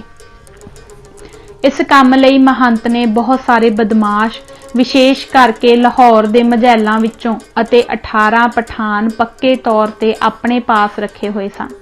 ਦੂਜੇ ਪਾਸੇ ਇਲਾਕੇ ਦੇ ਲੋਕਲ ਜਥੇਬਾਰ ਖਾਲਸਾ ਦੀਵਾਨ, ਜਿਸ ਵਿੱਚ ਲਾਇਲਪੁਰ, ਸਾਂਗਲਾ ਆਦਿ ਦੀਆਂ ਨਵੀਆਂ ਆਬਾਦੀਆਂ ਦੇ ਸਿੱਖ ਸ਼ਾਮਲ ਸਨ, ਅਤੇ ਅਕਾਲੀ ਦਲ ਖਰਾ ਸੌਦਾ ਬਾਰ, ਜੋ ਵਧੇਰੇ ਜ਼ਿਲ੍ਹਾ ਸ਼ੇਖੂਪੁਰਾ ਤੇ ਗੁਜਰਾਂਵਾਲਾ ਆਦਿ ਦੇ ਵਾਸੀ ਵਿਰਕ ਸਿੱਖਾਂ ਦਾ ਜਥਾ ਸੀ। जिस दी स्थापना 24 ਦਸੰਬਰ 1920 ਨੂੰ ਹੋਈ ਤੇ ਜਿਸ ਦੇ ਪਹਿਲੇ ਜਥੇਦਾਰ ਭਾਈ ਕਰਤਾਰ ਸਿੰਘ ਝੱਬਰ ਸਨ। ਇਹ ਚਾਹੁੰਦੇ ਸਨ ਕਿ ਨਨਕਾਣਾ ਸਾਹਿਬ ਨੂੰ ਪੰਥਕ ਹੱਥਾਂ ਵਿੱਚ ਲਿਆਉਣ ਦਾ ਸਿਹਰਾ ਉਹਨਾਂ ਦੇ ਸਿਰ ਹੋਵੇ। ਇਸ ਦੇ ਨਾਲ ਹੀ 6 ਮਾਰਚ 1921 ਦੇ ਸਮਾਗਮ ਲਈ ਸੰਗਤਾਂ ਦੇ ਲੰਗਰ ਦੇ ਪ੍ਰਬੰਧ ਲਈ ਭਾਈ ਲਛਮਣ ਸਿੰਘ ਧਾਰੋਵਾਲ, ਸਰਦਾਰ ਦਲੀਪ ਸਿੰਘ ਸਾਂਗਲਾ, ਸਰਦਾਰ ਤੇਜਾ ਸਿੰਘ ਸਮੁੰਦਰੀ, ਸਰਦਾਰ ਕਰਤਾਰ ਸਿੰਘ ਝੱਬਰ ਅਤੇ ਸਰਦਾਰ ਬਖਸ਼ੀਸ਼ ਸਿੰਘ ਦੀ ਕਮੇਟੀ ਕਾਇਮ ਕੀਤੀ ਗਈ, ਜਿਸ ਨੂੰ ਆਟਾ, ਦਾਣਾ, ਰੁਪਇਆ ਇਕੱਠਾ ਕਰਨ ਅਤੇ ਦੀਵਾਨ ਦੇ ਲੰਗਰ ਤੇ ਹੋਰ ਸੰਬੰਧਿਤ ਚੀਜ਼ਾਂ ਦਾ ਇੰਤਜ਼ਾਮ ਕਰਨ ਦਾ ਕੰਮ ਸੌਂਪਿਆ ਗਿਆ। ਮਹੰਤ ਨੂੰ ਲਗਭਗ ਸਭ ਬਦੀ ਜਗੀਰਦਾਰਾਂ ਦੀ ਹਮਾਇਤ ਹਾਸਲ ਸੀ। ਸਰਦਾਰ ਸੁੰਦਰ ਸਿੰਘ ਮਜੀਠੀਆ ਪਹਿਲੋਂ ਹੀ ਸਰਕਾਰ ਦਾ ਬੈਖਰੀਦ ਸੀ ਅਤੇ ਪੰਜਾਬ ਕੌਂਸਲ ਵਿੱਚ ਮਾਲ ਮੰਤਰੀ ਸੀ। ਚੀਫ ਖਾਲਸਾ ਦੀਵਾਨ ਸਰਕਾਰ ਪੱਖੀ ਹੋਣ ਕਰਕੇ ਭੰਡਿਆ ਜਾ ਚੁੱਕਾ ਸੀ।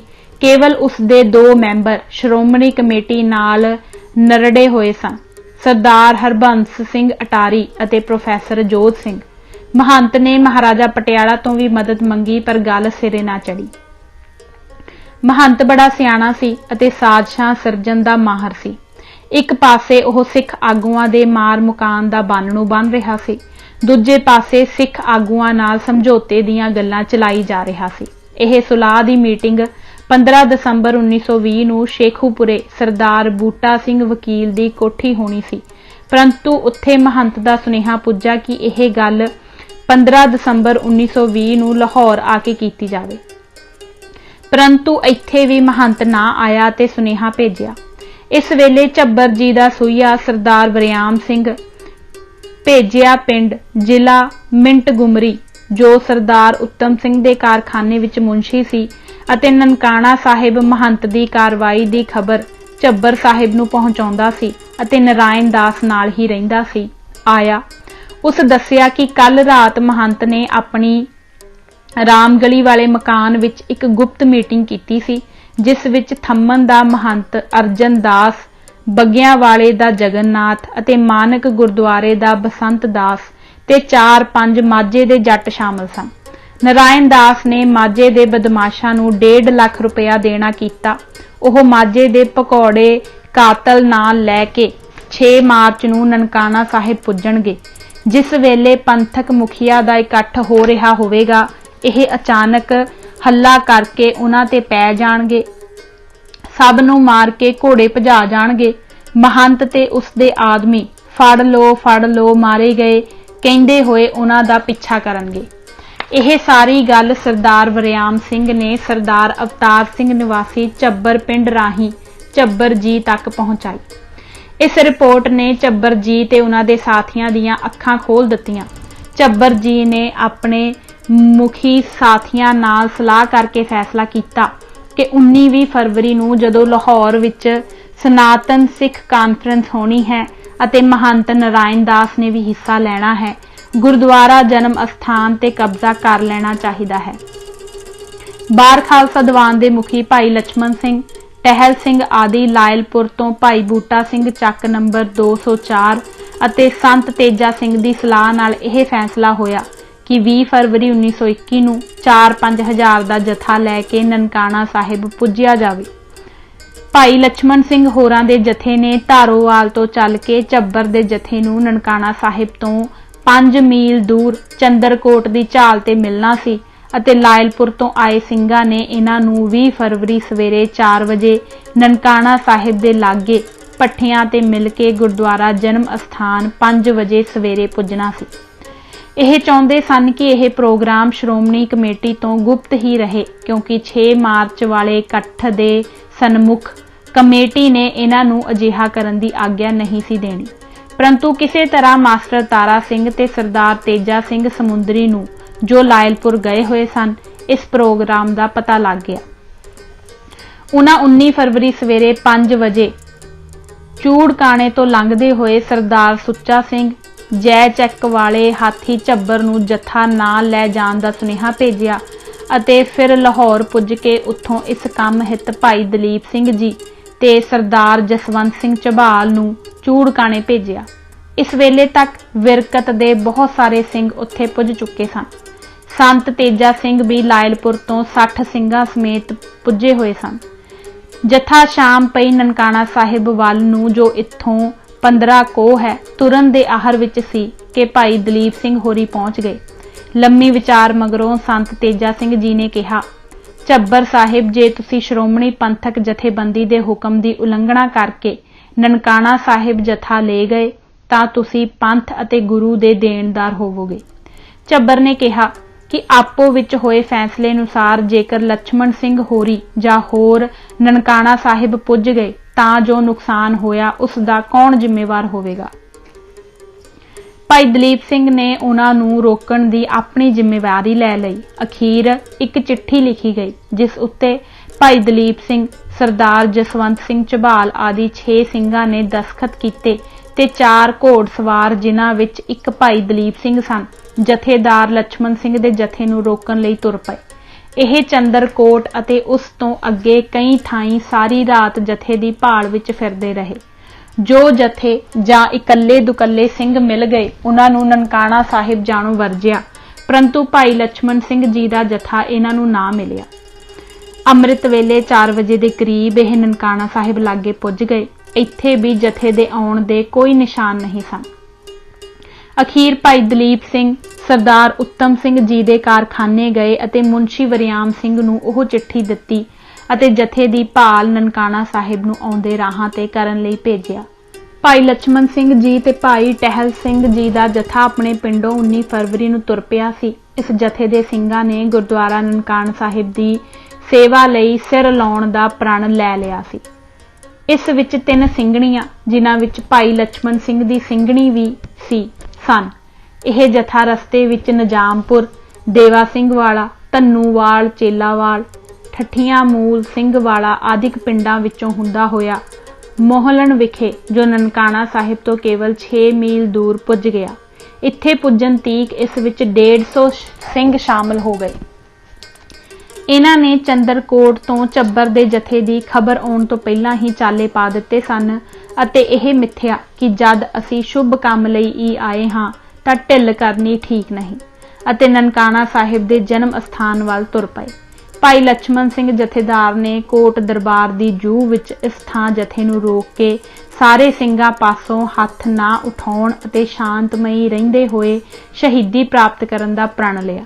ਇੱਥੋਂ ਦੀ ਅੱਗੋਂ ਵੱਧ ਕੇ ਜਦ ਜਥਾ ਗੁਰਦੁਆਰਾ ਜਨਮ ਅਸਥਾਨ ਤੋਂ ਅੱਧ ਕੁ ਮੀਲ ਤੇ ਪੱਠਿਆਂ ਵਾਲੀ ਥਾਂ ਤੇ ਪੁੱਜਾ ਤਾਂ ਜਥੇਦਾਰ ਜੀ ਲక్ష్మణ ਸਿੰਘ ਜੀ ਨੇ ਆਪਣੀ ਸਿੰਘਣੀ ਬੀਬੀ ਇੰਦਰ ਕੌਰ ਤੇ ਹੋਰ ਬੀਬੀਆਂ ਨੂੰ ਭਾਈ ਹਾਕਮ ਸਿੰਘ ਨਾਲ ਗੁਰਦੁਆਰਾ ਤੰਬੂ ਸਾਹਿਬ ਵੱਲ ਭੇਜ ਦਿੱਤਾ।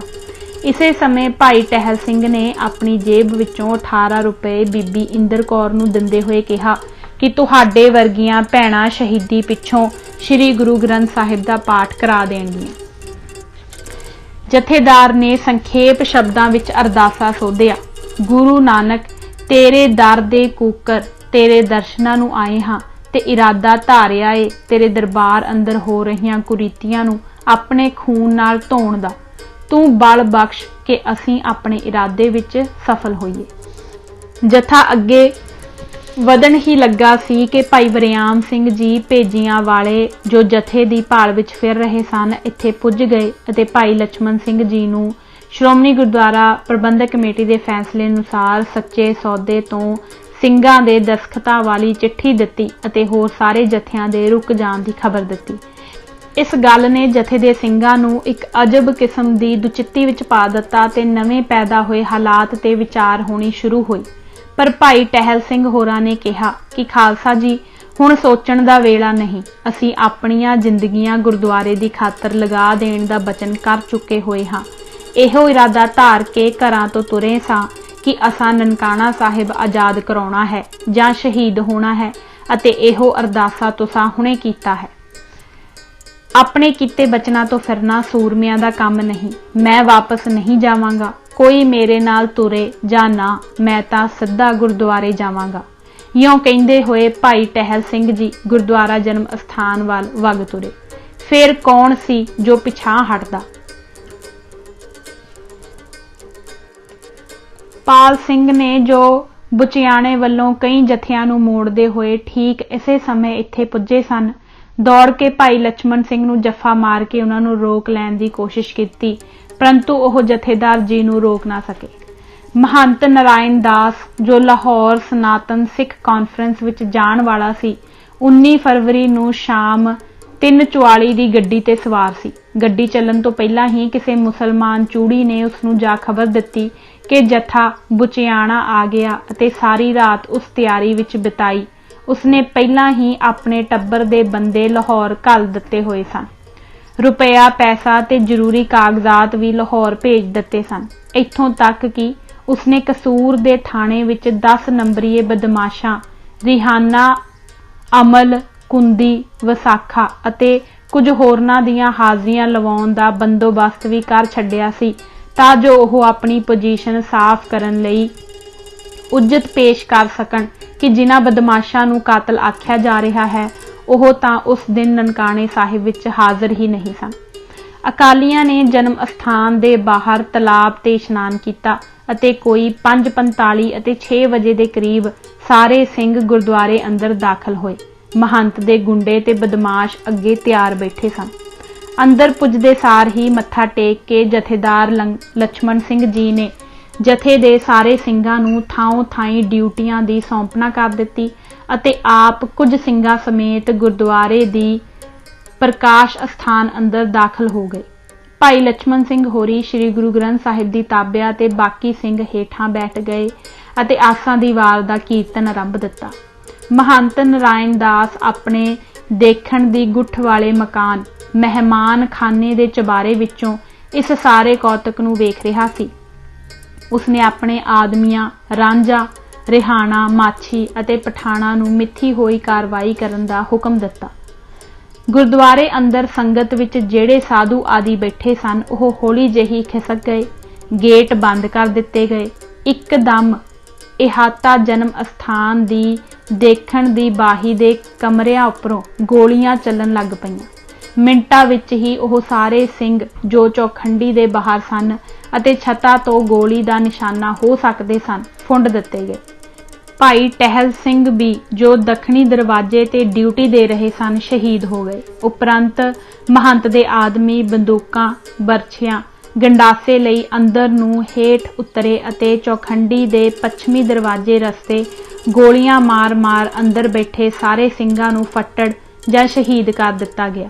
ਕਈ ਗੋਲੀਆਂ ਸ੍ਰੀ ਗੁਰੂ ਗ੍ਰੰਥ ਸਾਹਿਬ ਵਿੱਚ ਦੀ ਲੰਘ ਕੇ ਸਾਹਮਣੀ ਦੀਵਾਰ ਨਾਲ ਵੱਜਦੀਆਂ ਰਹੀਆਂ, ਜਿਨ੍ਹਾਂ ਦੇ ਨਿਸ਼ਾਨ ਅੱਜ ਤੱਕ ਮੌਜੂਦ ਹਨ। ਫੱਟੜ ਤੇ ਸ਼ਹੀਦ ਹੋਏ ਸਿੰਘਾਂ ਦੇ ਖੂਨ ਦੇ ਪਰਨਾਲੇ ਅੰਦਰੋਂ ਬਾਹਰ ਨੂੰ ਚੱਲ ਰਹੇ ਸਨ। गुरुद्वारा जन्म स्थान अंदर लगातार गोली चलन की आवाज़ दूर दुराडे तक सुनी जा रही सी। भाई दलीप सिंह, भाई वरियाम सिंह, जथेदार बूटा सिंह ਚੱਕ 204 ਤੇ ਸਰਦਾਰ उत्तम सिंह ने यह आवाज़ां सरदार उत्तम सिंह दे कारखाने बैठ सुनिया। सुनते सार भाई दलीप सिंह ते भाई वरियाम सिंह जी गुरुद्वारे वाल नूं उठ नसे। भाई वरियाम सिंह होरी लक्ष्मण सिंह दे जथे नूं वापस मोड़न विच असफल होण पर भाई दलीप सिंह नूं यह गल दस्सण लई उसे समय ही कारखाने पुजे सन अते हालां अपनी गल दस ही रहे सन कि गोली चलन की आवाज़ इन्हां दे कन्नी पई। भावें सरदार उत्तम सिंह ने इन्हां नूं बहुत रोकिया पर इन्हां ने एक ना सुनी। भाई दलीप सिंह दे मन की दशा दसनी बहुत कठिन है क्योंकि उन्हां खरे सौदे वचन दिता सी कि ओह भाई लक्ष्मण सिंह होरां दे जथे नूं रोक लैणगे। भाई दलीप सिंह सुरखरू होने वास्ते 1 मील की दूरी तो सरदार वरियाम सिंह समेत नसिया।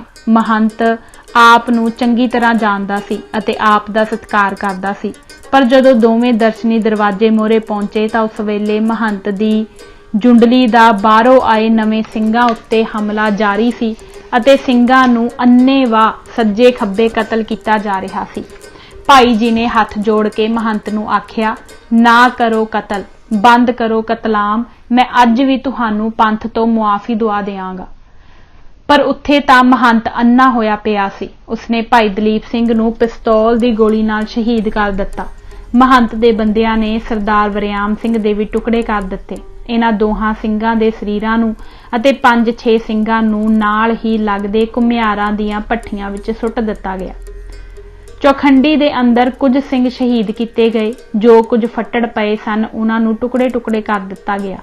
25 ਕੁ ਸਿੰਘ ਕਮਰਿਆਂ ਵਿੱਚ ਚਲੇ ਗਏ। ਉੱਥੇ ਵੀ ਮਹੰਤ ਦੀ ਧਾੜ ਨੇ ਗੋਲੀਆਂ, ਟਕੂਏ, ਲਾਠੀਆਂ ਅਤੇ ਇੱਟਾਂ ਮਾਰ-ਮਾਰ ਕੇ ਪਾਰ ਬੁਲਾਇਆ।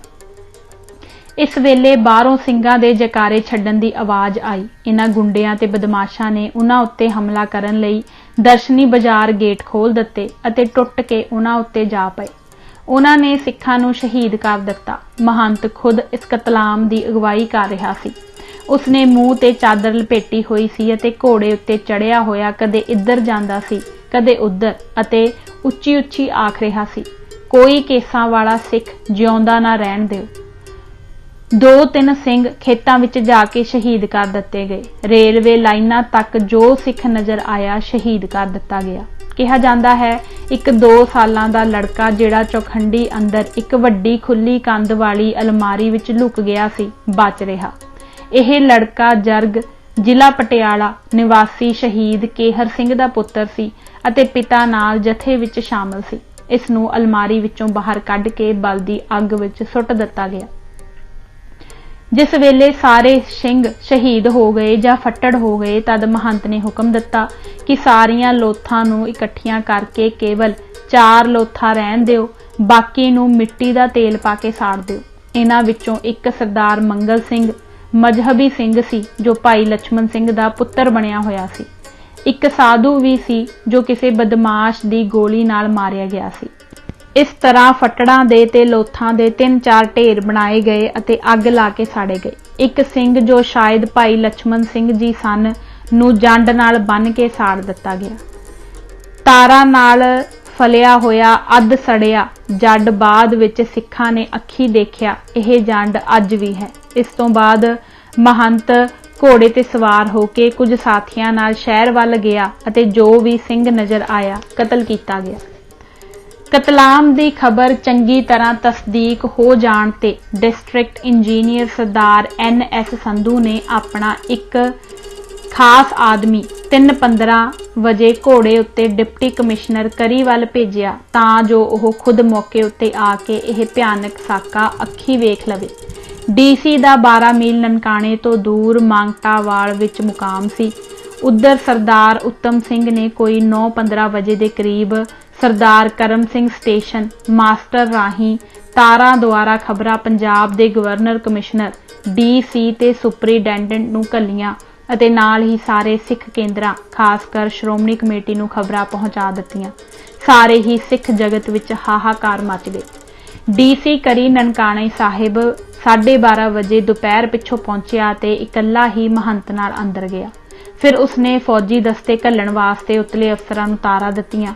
ਇੱਕ ਪੁਲਿਸ ਦਾ ਸਬ ਇੰਸਪੈਕਟਰ 2 ਵਜੇ ਪਹੁੰਚਿਆ ਤੇ ਉਸ ਤੋਂ ਬਾਅਦ ਅੱਗਾਂ ਨੂੰ ਬੁਝਾਇਆ ਗਿਆ। ਜ਼ਾਹਿਰ ਹੁੰਦਾ ਹੈ ਕਿ DC ਦੇ ਪਹੁੰਚਣ ਤੋਂ ਬਾਅਦ ਵੀ ਫੱਟੜਾਂ ਨੂੰ ਢੂੰਡ ਕੇ ਮਾਰਿਆ ਜਾ ਰਿਹਾ ਸੀ ਤਾਂ ਕਿ ਕੋਈ ਮੌਕੇ ਦਾ ਗਵਾਹ ਨਾ ਰਹੇ। ਇਸ ਸਾਕੇ ਦੇ ਫੌਰਨ ਪਿੱਛੋਂ ਨਨਕਾਣਾ ਸਾਹਿਬ ਨੂੰ ਆਉਣ ਜਾਣ ਵਾਲੇ ਹਰ ਪਾਸੇ ਦੇ ਰਸਤੇ ਬੰਦ ਕਰ ਦਿੱਤੇ ਗਏ। ਰਾਤ ਦੇ ਕੋਈ 9:15 ਵਜੇ ਲਾਹੌਰ ਤੋਂ ਕਮਿਸ਼ਨਰ ਕਿੰਗ ਅਤੇ DIG ਪੁਲਿਸ ਇੱਕ ਸਪੈਸ਼ਲ ਗੱਡੀ ਵਿੱਚ ਪਹੁੰਚੇ। ਉਹਨਾਂ ਨਾਲ 200 ਫੌਜੀ ਵੀ ਸਨ। ਉਸ ਤੋਂ ਬਾਅਦ ਮਹੰਤ ਨਾਰਾਇਣ ਦਾਸ, 2 ਹੋਰ ਉਸਦੇ ਪਿੱਠੂ ਅਤੇ 26 ਪਠਾਨ ਫੜ ਕੇ ਉਸ ਸਪੈਸ਼ਲ ਟ੍ਰੇਨ ਵਿੱਚ ਲਾਹੌਰ ਘੱਲੇ ਗਏ। ਹੋਰ ਬਦਮਾਸ਼ ਇਸ ਅਰਸੇ ਵਿੱਚ ਨੱਠ ਭੱਜ ਗਏ ਸਨ। ਗੁਰਦੁਆਰਾ ਜਨਮ ਅਸਥਾਨ ਤੇ ਸਰਕਾਰ ਨੇ ਕਬਜ਼ਾ ਕਰ ਲਿਆ ਤੇ ਗੁਰਦੁਆਰੇ ਨੂੰ ਜੰਦਰੇ ਲਗਾ ਦਿੱਤੇ ਗਏ। 20 ਤੋਂ 21 ਫਰਵਰੀ ਨੂੰ ਕੁਝ ਸਿੱਖ ਆਗੂ ਨਨਕਾਣਾ ਸਾਹਿਬ ਪਹੁੰਚ ਗਏ। ਸਰਦਾਰ ਮਹਿਤਾਬ ਸਿੰਘ ਤਾਂ 20 ਤਰੀਕ ਨੂੰ ਹੀ ਫੌਜੀਆਂ ਵਾਲੀ ਗੱਡੀ ਵਿੱਚ ਰਾਤ ਪਹੁੰਚ ਗਏ ਸਨ। 21 ਫਰਵਰੀ ਨੂੰ ਹੋਰ ਸਿੱਖ ਆਗੂ ਤੇ ਡਾਕਟਰ ਕਾਰਾਂ ਵਿੱਚ ਪਹੁੰਚੇ। ਇਹਨਾਂ ਵਿੱਚ ਸਰਦਾਰ ਸੁੰਦਰ ਸਿੰਘ ਰਾਮਗੜੀਆ ਅਤੇ ਸਰਦਾਰ ਹਰਬੰਸ ਸਿੰਘ ਅਟਾਰੀ ਵੀ ਸਨ। 21 ਤਾਰੀਖ ਨੂੰ ਸਵੇਰੇ 8 ਵਜੇ ਪੜਤਾਲ ਦਾ ਕੰਮ ਸ਼ੁਰੂ ਹੋਇਆ। ਸਾਰਾ ਗੁਰਦੁਆਰਾ ਸ਼ਮਸ਼ਾਨ ਭੂਮੀ ਬਣਿਆ ਹੋਇਆ ਸੀ। ਕੇਸ ਤੇ ਕੰਗੇ ਥਾਂ ਡਿੱਗੇ ਪਏ ਸਨ। 5 ਲਾਸ਼ਾਂ ਦੇ ਅੱਡ-ਅੱਡ ਢੇਰ ਵਿਹੜੇ ਵਿੱਚ ਲੱਗੇ ਪਏ ਸਨ ਅਤੇ 3 ਲੋਥਾਂ ਚੌਖੰਡੀ ਦੇ ਬਾਹਰ ਉੱਪਰਲੀ ਪਰਿਕਰਮਾ ਵਿੱਚ ਪਈਆਂ ਸਨ। ਇੱਕ ਸਾਧੂ ਦੀ ਲਾਸ਼ ਹੇਠਲੀ ਪਰਿਕਰਮਾ ਵਿੱਚ ਪਈ ਸੀ। 56 ਖੋਪੜੀਆਂ ਢੇਰਾਂ ਤੋਂ ਇਲਾਵਾ ਪਈਆਂ ਸਨ ਅਤੇ ਬਾਹਰ ਪੱਠੇ ਵਿੱਚੋਂ 6 ਕੜੇ ਨਿਕਲੇ। ਕੁੱਲ ਮਿਲਾ ਕੇ 150 ਸਿੰਘ ਅੰਦਰ ਸ਼ਹੀਦ ਹੋਏ ਸਨ, ਜਿਨ੍ਹਾਂ ਵਿੱਚੋਂ 86 ਦੇ ਨਾਂ ਹੀ ਮਿਲ ਸਕੇ। ਗੁਰਦੁਆਰੇ ਤੋਂ ਬਾਹਰ ਵੀ ਸਿੰਘ ਸ਼ਹੀਦ ਕੀਤੇ ਗਏ ਸਨ। उधर 20 फरवरी सवेरे 11 बजे श्री ननकाना साहिब तो आईयां तारां तो गुरुद्वारा खरा सौदा चूड़काणे विच जथेदार करतार सिंह झब्बर नूं जन्म अस्थान विच वरते साके दी इतलाह मिल चुकी सी। इस समय खरे सौदे 80-90 सिंह हाज़र सन। इन्हां ने अरदासा सोधिया अते ननकाना साहिब दे कब्जे वास्ते चाले पा दिते। 40 कुल सिंह घोड़ियां ते दुड़ाए गए अते यह खबर दिंदे होए पिंड पिंड घुम गए अते जगह जगह तो सिंह शहीदियां पाउण वास्ते तुर पए। इस दे नाल ही जिथे किते भी इस साके दी खबर पहुंची, सिख जनता ते खासकर अकाली ननकाना साहिब दे शहीदां दे दर्शनां नूं उठ नसे। 20 फरवरी रात दे 11 बजे तक 1500 ਸਿੰਘਾਂ ਦੀ ਗਿਣਤੀ 4000 ਤੋਂ ਉੱਪਰ ਹੋ ਗਈ, ਜਿਨ੍ਹਾਂ ਵਿੱਚ ਬੀਬੀਆਂ ਅਤੇ ਬਿਰਧ ਵੀ ਸਨ। जद जत्था गुरुद्वारा ननकाना साहिब तो 2 मील दूर पहुंचिया तां झब्बर जी ने सब नूं खड़ा करके एक लकीर खिच दित्ती अते कहा ओहो ही सिंह अगे आउण जिन्हां ने गुरुद्वारे दे कब्जे वास्ते शहीदी प्राप्त करनी है। इस तरह 2200 सिंह सिर ते कफन बन के लकीर पार करके खड़ा हो गया। जथेदार झब्बर जी ने 200 ਸਿੰਘਾਂ ਦੇ 11 जथे बना के उन्हां दे जथेदार थाप दिते अते गुरुद्वारा जन्म अस्थान नूं मार्च आरंभ किया। सब तो अगे घोड़े ते सवार सरदार करतार सिंह झब्बर सन। इस जथे दा हर सिंह 26 गंडासे सफा जंग किरपान जां डांग नाल हथियारबंद सी अते इन्हां नूं ऐसी कोई सौं नहीं सी चुकाई गई कि वार नहीं करना। यह तां आए ही मरन मारन दा प्रोग्राम बना के सन, कद तक शांतमई मारा खांदे। सरदार बहादुर महताब सिंह जो उस समय पंजाब सरकार दे सरकारी वकील सन, घोड़े ते सवार अगों आ मिले अते जथे नूं अगों जाण तो यह कह के रोकिया कि अगे फौज है अते मशीन गन्नां बीड़ियां होईयां हन। झब्बर जी ने उत्तर दिता, हुण पिछे मुड़न दा समा नहीं, असीं गुरुद्वारे दा कब्जा लैना है जां सन्मुख शहीद हो जाना है। सरदार महताब सिंह वापस मुड़ गया। झब्बर जी ने जथे नूं फिर संबोधन किया, खालसा जी हुण असीं गोली दी मार दे नेड़े पुज गए हां। खालसे दा काम है अगाहां को धराक पिछां फेरना मुहड़ड़ा। जिस वेले गोली चले तुसा सब ने पूरे जोर नाल दौड़ के गौरा फौज ते हल्ला बोलना है। जो गोली खा के डिग पैणगे उन्हां नूं पए रहन दिओ। अगे वधदे जाओ अते हत्थों हत्थी गोरियां ते पै के उन्हां पासों मशीन गन्नां खोह लवो।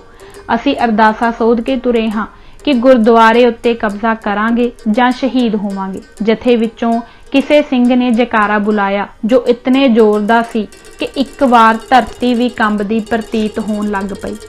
जद जथा रेलवे लाइन दे नेड़े पुज्जा तां अग्गों अंग्रेज अफसर मिले, जिन्हां विच कमिश्नर, पुलिस जरनैल, फौजी जरनैल, डीसी अते साहब बहादुर महताब सिंह, सरदार हरबंस सिंह अटारी, भाई जोत सिंह ते सरदार लाल सिंह लाहौर वाले सन।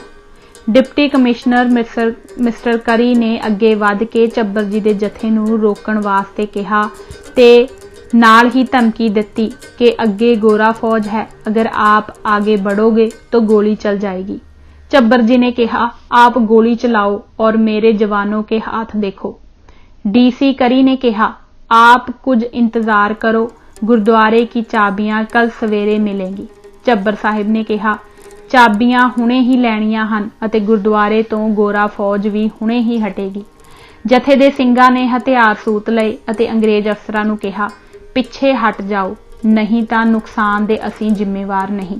फिर डीसी करी ने 2 मिनट विच ही चाबियां जथेदार झब्बर जी दे हथ फड़ाईयां और फौज नूं पिछे हटाया गया अते उसे वेले ही 7 ਸਿੰਘਾਂ ਦੀ कमेटी बना के गुरुद्वारे दा कब्जा ਸਿੰਘਾਂ नूं दिता गया, जिस दे प्रधान सरदार हरबंस सिंह सन। कमेटी दे मैंबर अते कुछ मुखी सिंह गुरुद्वारे दा ताला खोल के अंदर गए अते जो दृश्य देखा उसनूं ज्यादा देर बर्दाश्त ना कर सके। इतनी देर नूं सरदार उत्तम सिंह अते प्रेमियां ने जथे दे लंगर पानी की सेवा की। कमेटी दे मैंबरां ने यह तय किया कि सवेरे 22 तरीक नूं शहीदां दे दर्शन कराए जाणगे। जथे ने सराय विच आराम किया।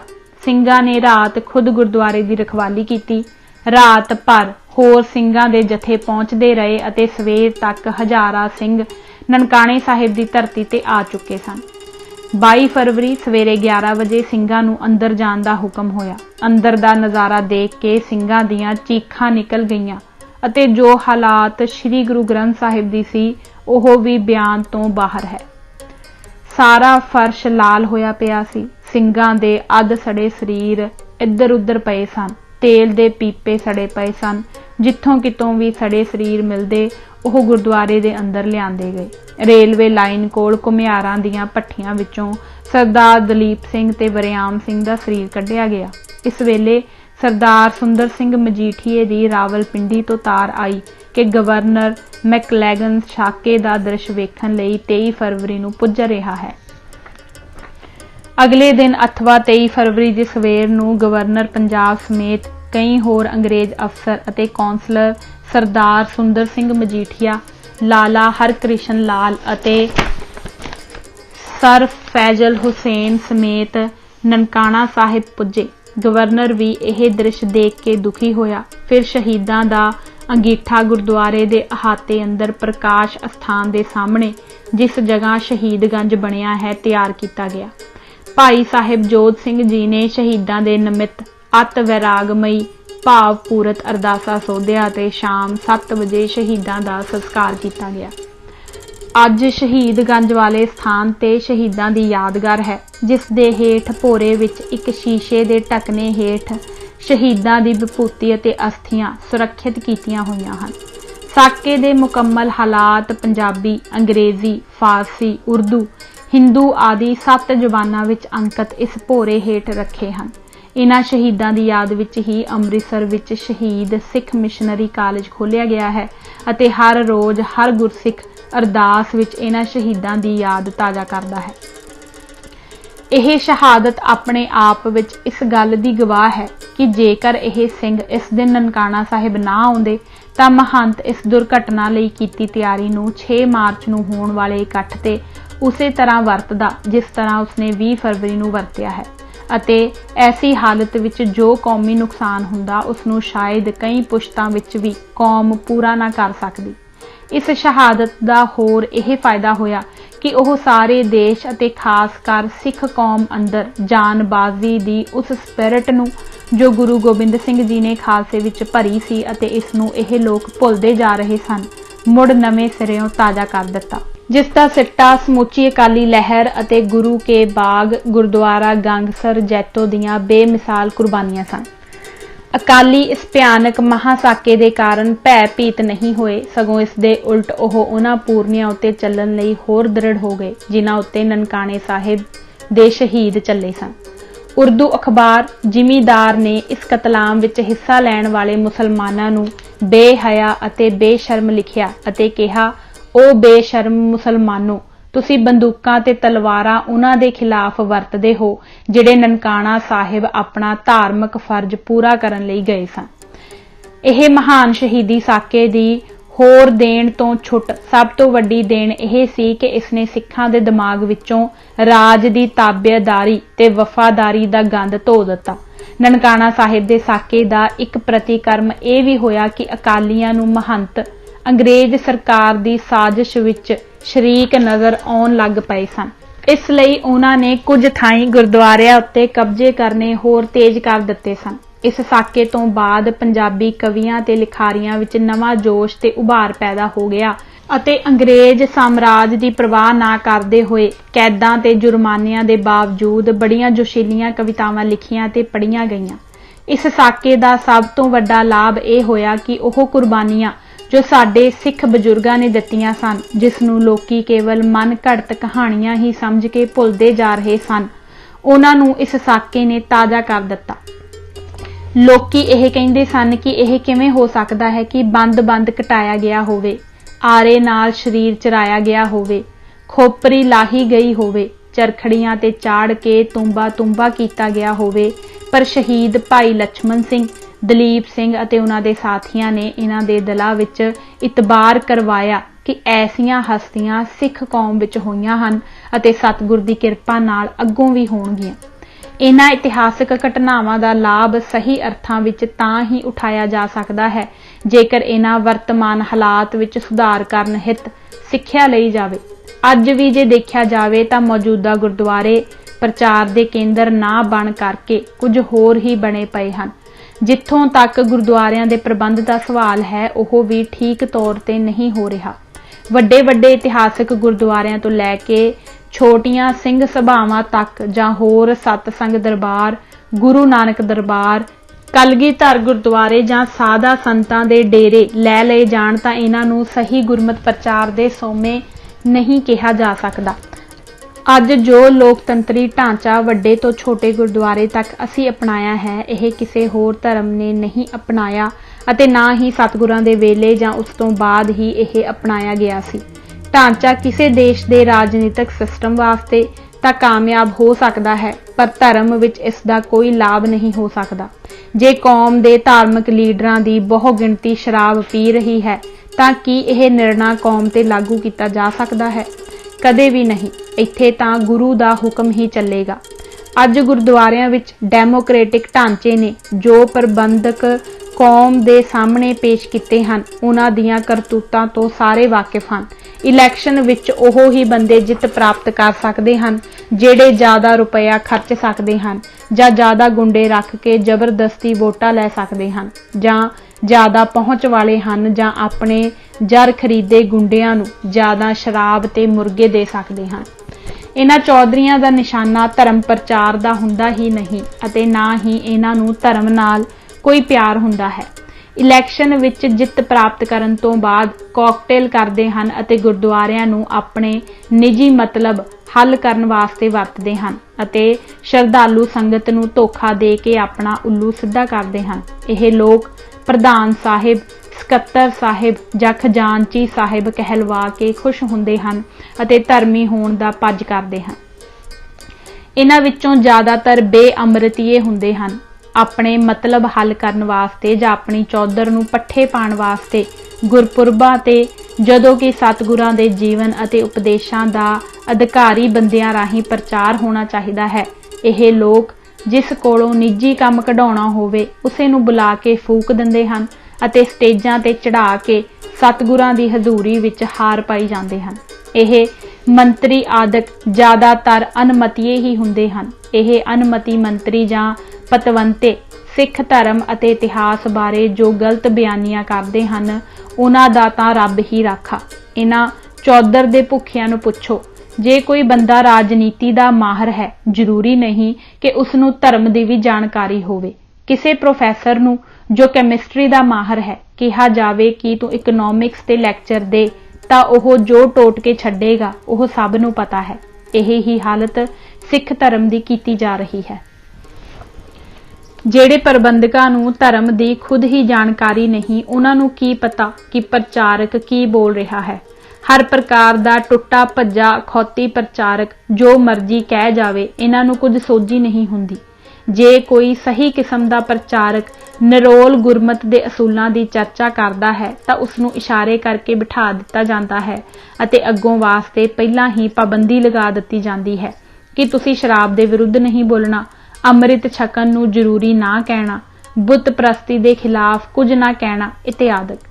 ਕਿਉਂਕਿ ਇਹਨਾਂ ਵਿੱਚ ਪ੍ਰਬੰਧਕਾਂ ਨੂੰ ਰਗੜਾ ਲੱਗ ਜਾਏਗਾ, ਬਲਕਿ ਐਸੀਆਂ ਗੱਲਾਂ ਕਰੋ ਜਿਸ ਨਾਲ ਪ੍ਰਧਾਨ ਸਾਹਿਬ, ਸਕੱਤਰ ਸਾਹਿਬ ਤੇ ਖਜ਼ਾਨਚੀ ਸਾਹਿਬ ਦੀ ਚੌਧਰ ਨੂੰ ਪੱਠੇ ਪੈ ਸਕਣ। ਐਸੇ ਪ੍ਰਬੰਧਕਾਂ ਦੀ ਸਰਪ੍ਰਸਤੀ ਵਿੱਚ ਗੁਰਮਤਿ ਪ੍ਰਚਾਰ ਕਦੇ ਨਹੀਂ ਹੋ ਸਕੇਗਾ। ਇਹਨਾਂ ਪ੍ਰਬੰਧਕਾਂ ਨੇ ਸਿੱਖ ਧਰਮ ਨੂੰ ਸਮਝੌਤਾਵਾਦੀ ਧਰਮ ਬਣਾ ਦਿੱਤਾ ਹੈ ਅਤੇ ਜੋ ਅਸਲ ਵੱਖ-ਵੱਖ ਕਿਸਮ ਦੇ ਬੰਦਿਆਂ ਨੂੰ ਚੰਗੇ ਲੱਗਦੇ ਹਨ ਉਹ ਹੀ ਪ੍ਰਚਾਰਕ ਦੇ ਮੂੰਹੋਂ ਕਢਾਏ ਜਾਂਦੇ ਹਨ ਤਾਂ ਕਿ ਕੋਈ ਬੰਦਾ ਨਾਰਾਜ਼ ਨਾ ਹੋ ਜਾਏ ਅਤੇ ਚੰਦਾ ਦੇਣਾ ਬੰਦ ਨਾ ਕਰ ਦੇਵੇ। ਆਮ ਪ੍ਰਚਾਰਕ ਸਾਹਿਬਾਨ ਰੋਟੀ ਦੇ ਮਸਲੇ ਵਾਸਤੇ ਸਰੋਤਿਆਂ ਨੂੰ ਜੋ ਚੰਗਾ ਲੱਗਦਾ ਹੈ ਉਹ ਹੀ ਬੋਲਦੇ ਹਨ ਅਤੇ ਸਤਿਗੁਰਾਂ ਦੀ ਗੁਰਮਤਿ ਫਿਲਾਸਫੀ ਨੂੰ ਗਲਤ ਢੰਗ ਨਾਲ ਪੇਸ਼ ਕਰਕੇ ਨੌਜਵਾਨ ਪੀੜ੍ਹੀ ਨੂੰ ਧਰਮ ਦੇ ਪੱਖੋਂ ਗੁੰਮਰਾਹ ਕਰਕੇ ਸਿੱਖੀ ਤੋਂ ਦੂਰ ਲੈ ਜਾ ਰਹੇ ਹਨ। ਇਹ ਹੈ ਮੌਜੂਦਾ ਗੁਰਦੁਆਰਿਆਂ ਦੀ ਹਾਲਤ। ਇਹ ਇਤਨੀ ਗੰਭੀਰ ਬਣ ਚੁੱਕੀ ਹੈ ਕਿ ਸਾਰੇ ਪੱਖਾਂ ਤੋਂ ਵਿਚਾਰ ਕੀਤੀ ਜਾਵੇ ਤਾਂ ਇਹ ਮਹਿਸੂਸ ਹੋਵੇਗਾ ਕਿ ਇਸ ਸਾਰੇ ਢਾਂਚੇ ਦਾ ਹੀ ਸੁਧਾਰ ਕਰਨਾ ਪਵੇਗਾ। ਜੇ ਐਸਾ ਸੁਧਾਰ ਵੇਲੇ ਸਿਰ ਨਾ ਕੀਤਾ ਗਿਆ ਤਾਂ ਇਹ ਅਖੌਤੀ ਪ੍ਰਬੰਧਕ ਅਤੇ ਪ੍ਰਚਾਰਕ ਕੌਮ ਨੂੰ ਗਹਿਰੇ ਖੱਡੇ ਵਿੱਚ ਸਿੱਟ ਦੇਣਗੇ ਅਤੇ ਫਿਰ ਸੁਧਾਰ ਕਰਨ ਵਾਸਤੇ ਕੌਮ ਨੂੰ ਭਾਰੀ ਕੀਮਤ ਦੇਣੀ ਪਵੇਗੀ। ਅੱਜ ਲੋੜ ਹੈ ਗੁਰਦੁਆਰਾ ਸੁਧਾਰ ਲਹਿਰ ਦੇ ਮੁਖੀਆਂ ਵਰਗੇ ਇਮਾਨਦਾਰ, ਸੂਝਵਾਨ, ਗੁਰਮਤ ਵਿੱਚ ਪਰਪੱਕ, ਜੀਵਨ ਵਾਲ, ਕੁਰਬਾਨੀ ਵਾਲੇ ਅਤੇ ਹਰ ਲਾਲਚ ਤੋਂ ਉੱਪਰ ਅਣਖੀਲੇ ਲੀਡਰਾਂ ਦੀ, ਜੋ ਕੌਮ ਨੂੰ ਸਹੀ ਰਾਹ ਦੱਸ ਸਕਣ ਅਤੇ ਗੁਰਦੁਆਰਿਆਂ ਨੂੰ ਮੁੜ ਕੇ ਸਹੀ ਪ੍ਰਚਾਰ ਦੇ ਕੇਂਦਰ ਬਣਾ ਸਕਣ, ਤਾਂ ਜੋ ਆਉਣ ਵਾਲੀ ਪੀੜ੍ਹੀ ਤੱਕ ਸਿੱਖੀ ਪਹੁੰਚਾਈ ਜਾ ਸਕੇ। ਇਸ ਦੇ ਨਾਲ ਹੀ ਅਸੀਂ ਇਜਾਜ਼ਤ ਚਾਹੁੰਦੇ ਹਾਂ ਅਤੇ ਉਮੀਦ ਕਰਦੇ ਹਾਂ ਕਿ ਤੁਸੀਂ ਇਸ ਚੈਨਲ ਨੂੰ ਵੱਧ ਤੋਂ ਵੱਧ ਸ਼ੇਅਰ ਕਰੋਗੇ ਤਾਂ ਕਿ ਲੋਕਾਂ ਤੱਕ ਸਾਡਾ ਉਪਰਾਲਾ ਪਹੁੰਚ ਸਕੇ ਅਤੇ ਅਸੀਂ ਇਸ ਵਿੱਚ ਸਫਲ ਹੋਈਏ। ਵਾਹਿਗੁਰੂ ਜੀ ਕਾ ਖਾਲਸਾ, ਵਾਹਿਗੁਰੂ ਜੀ ਕੀ ਫਤਿਹ।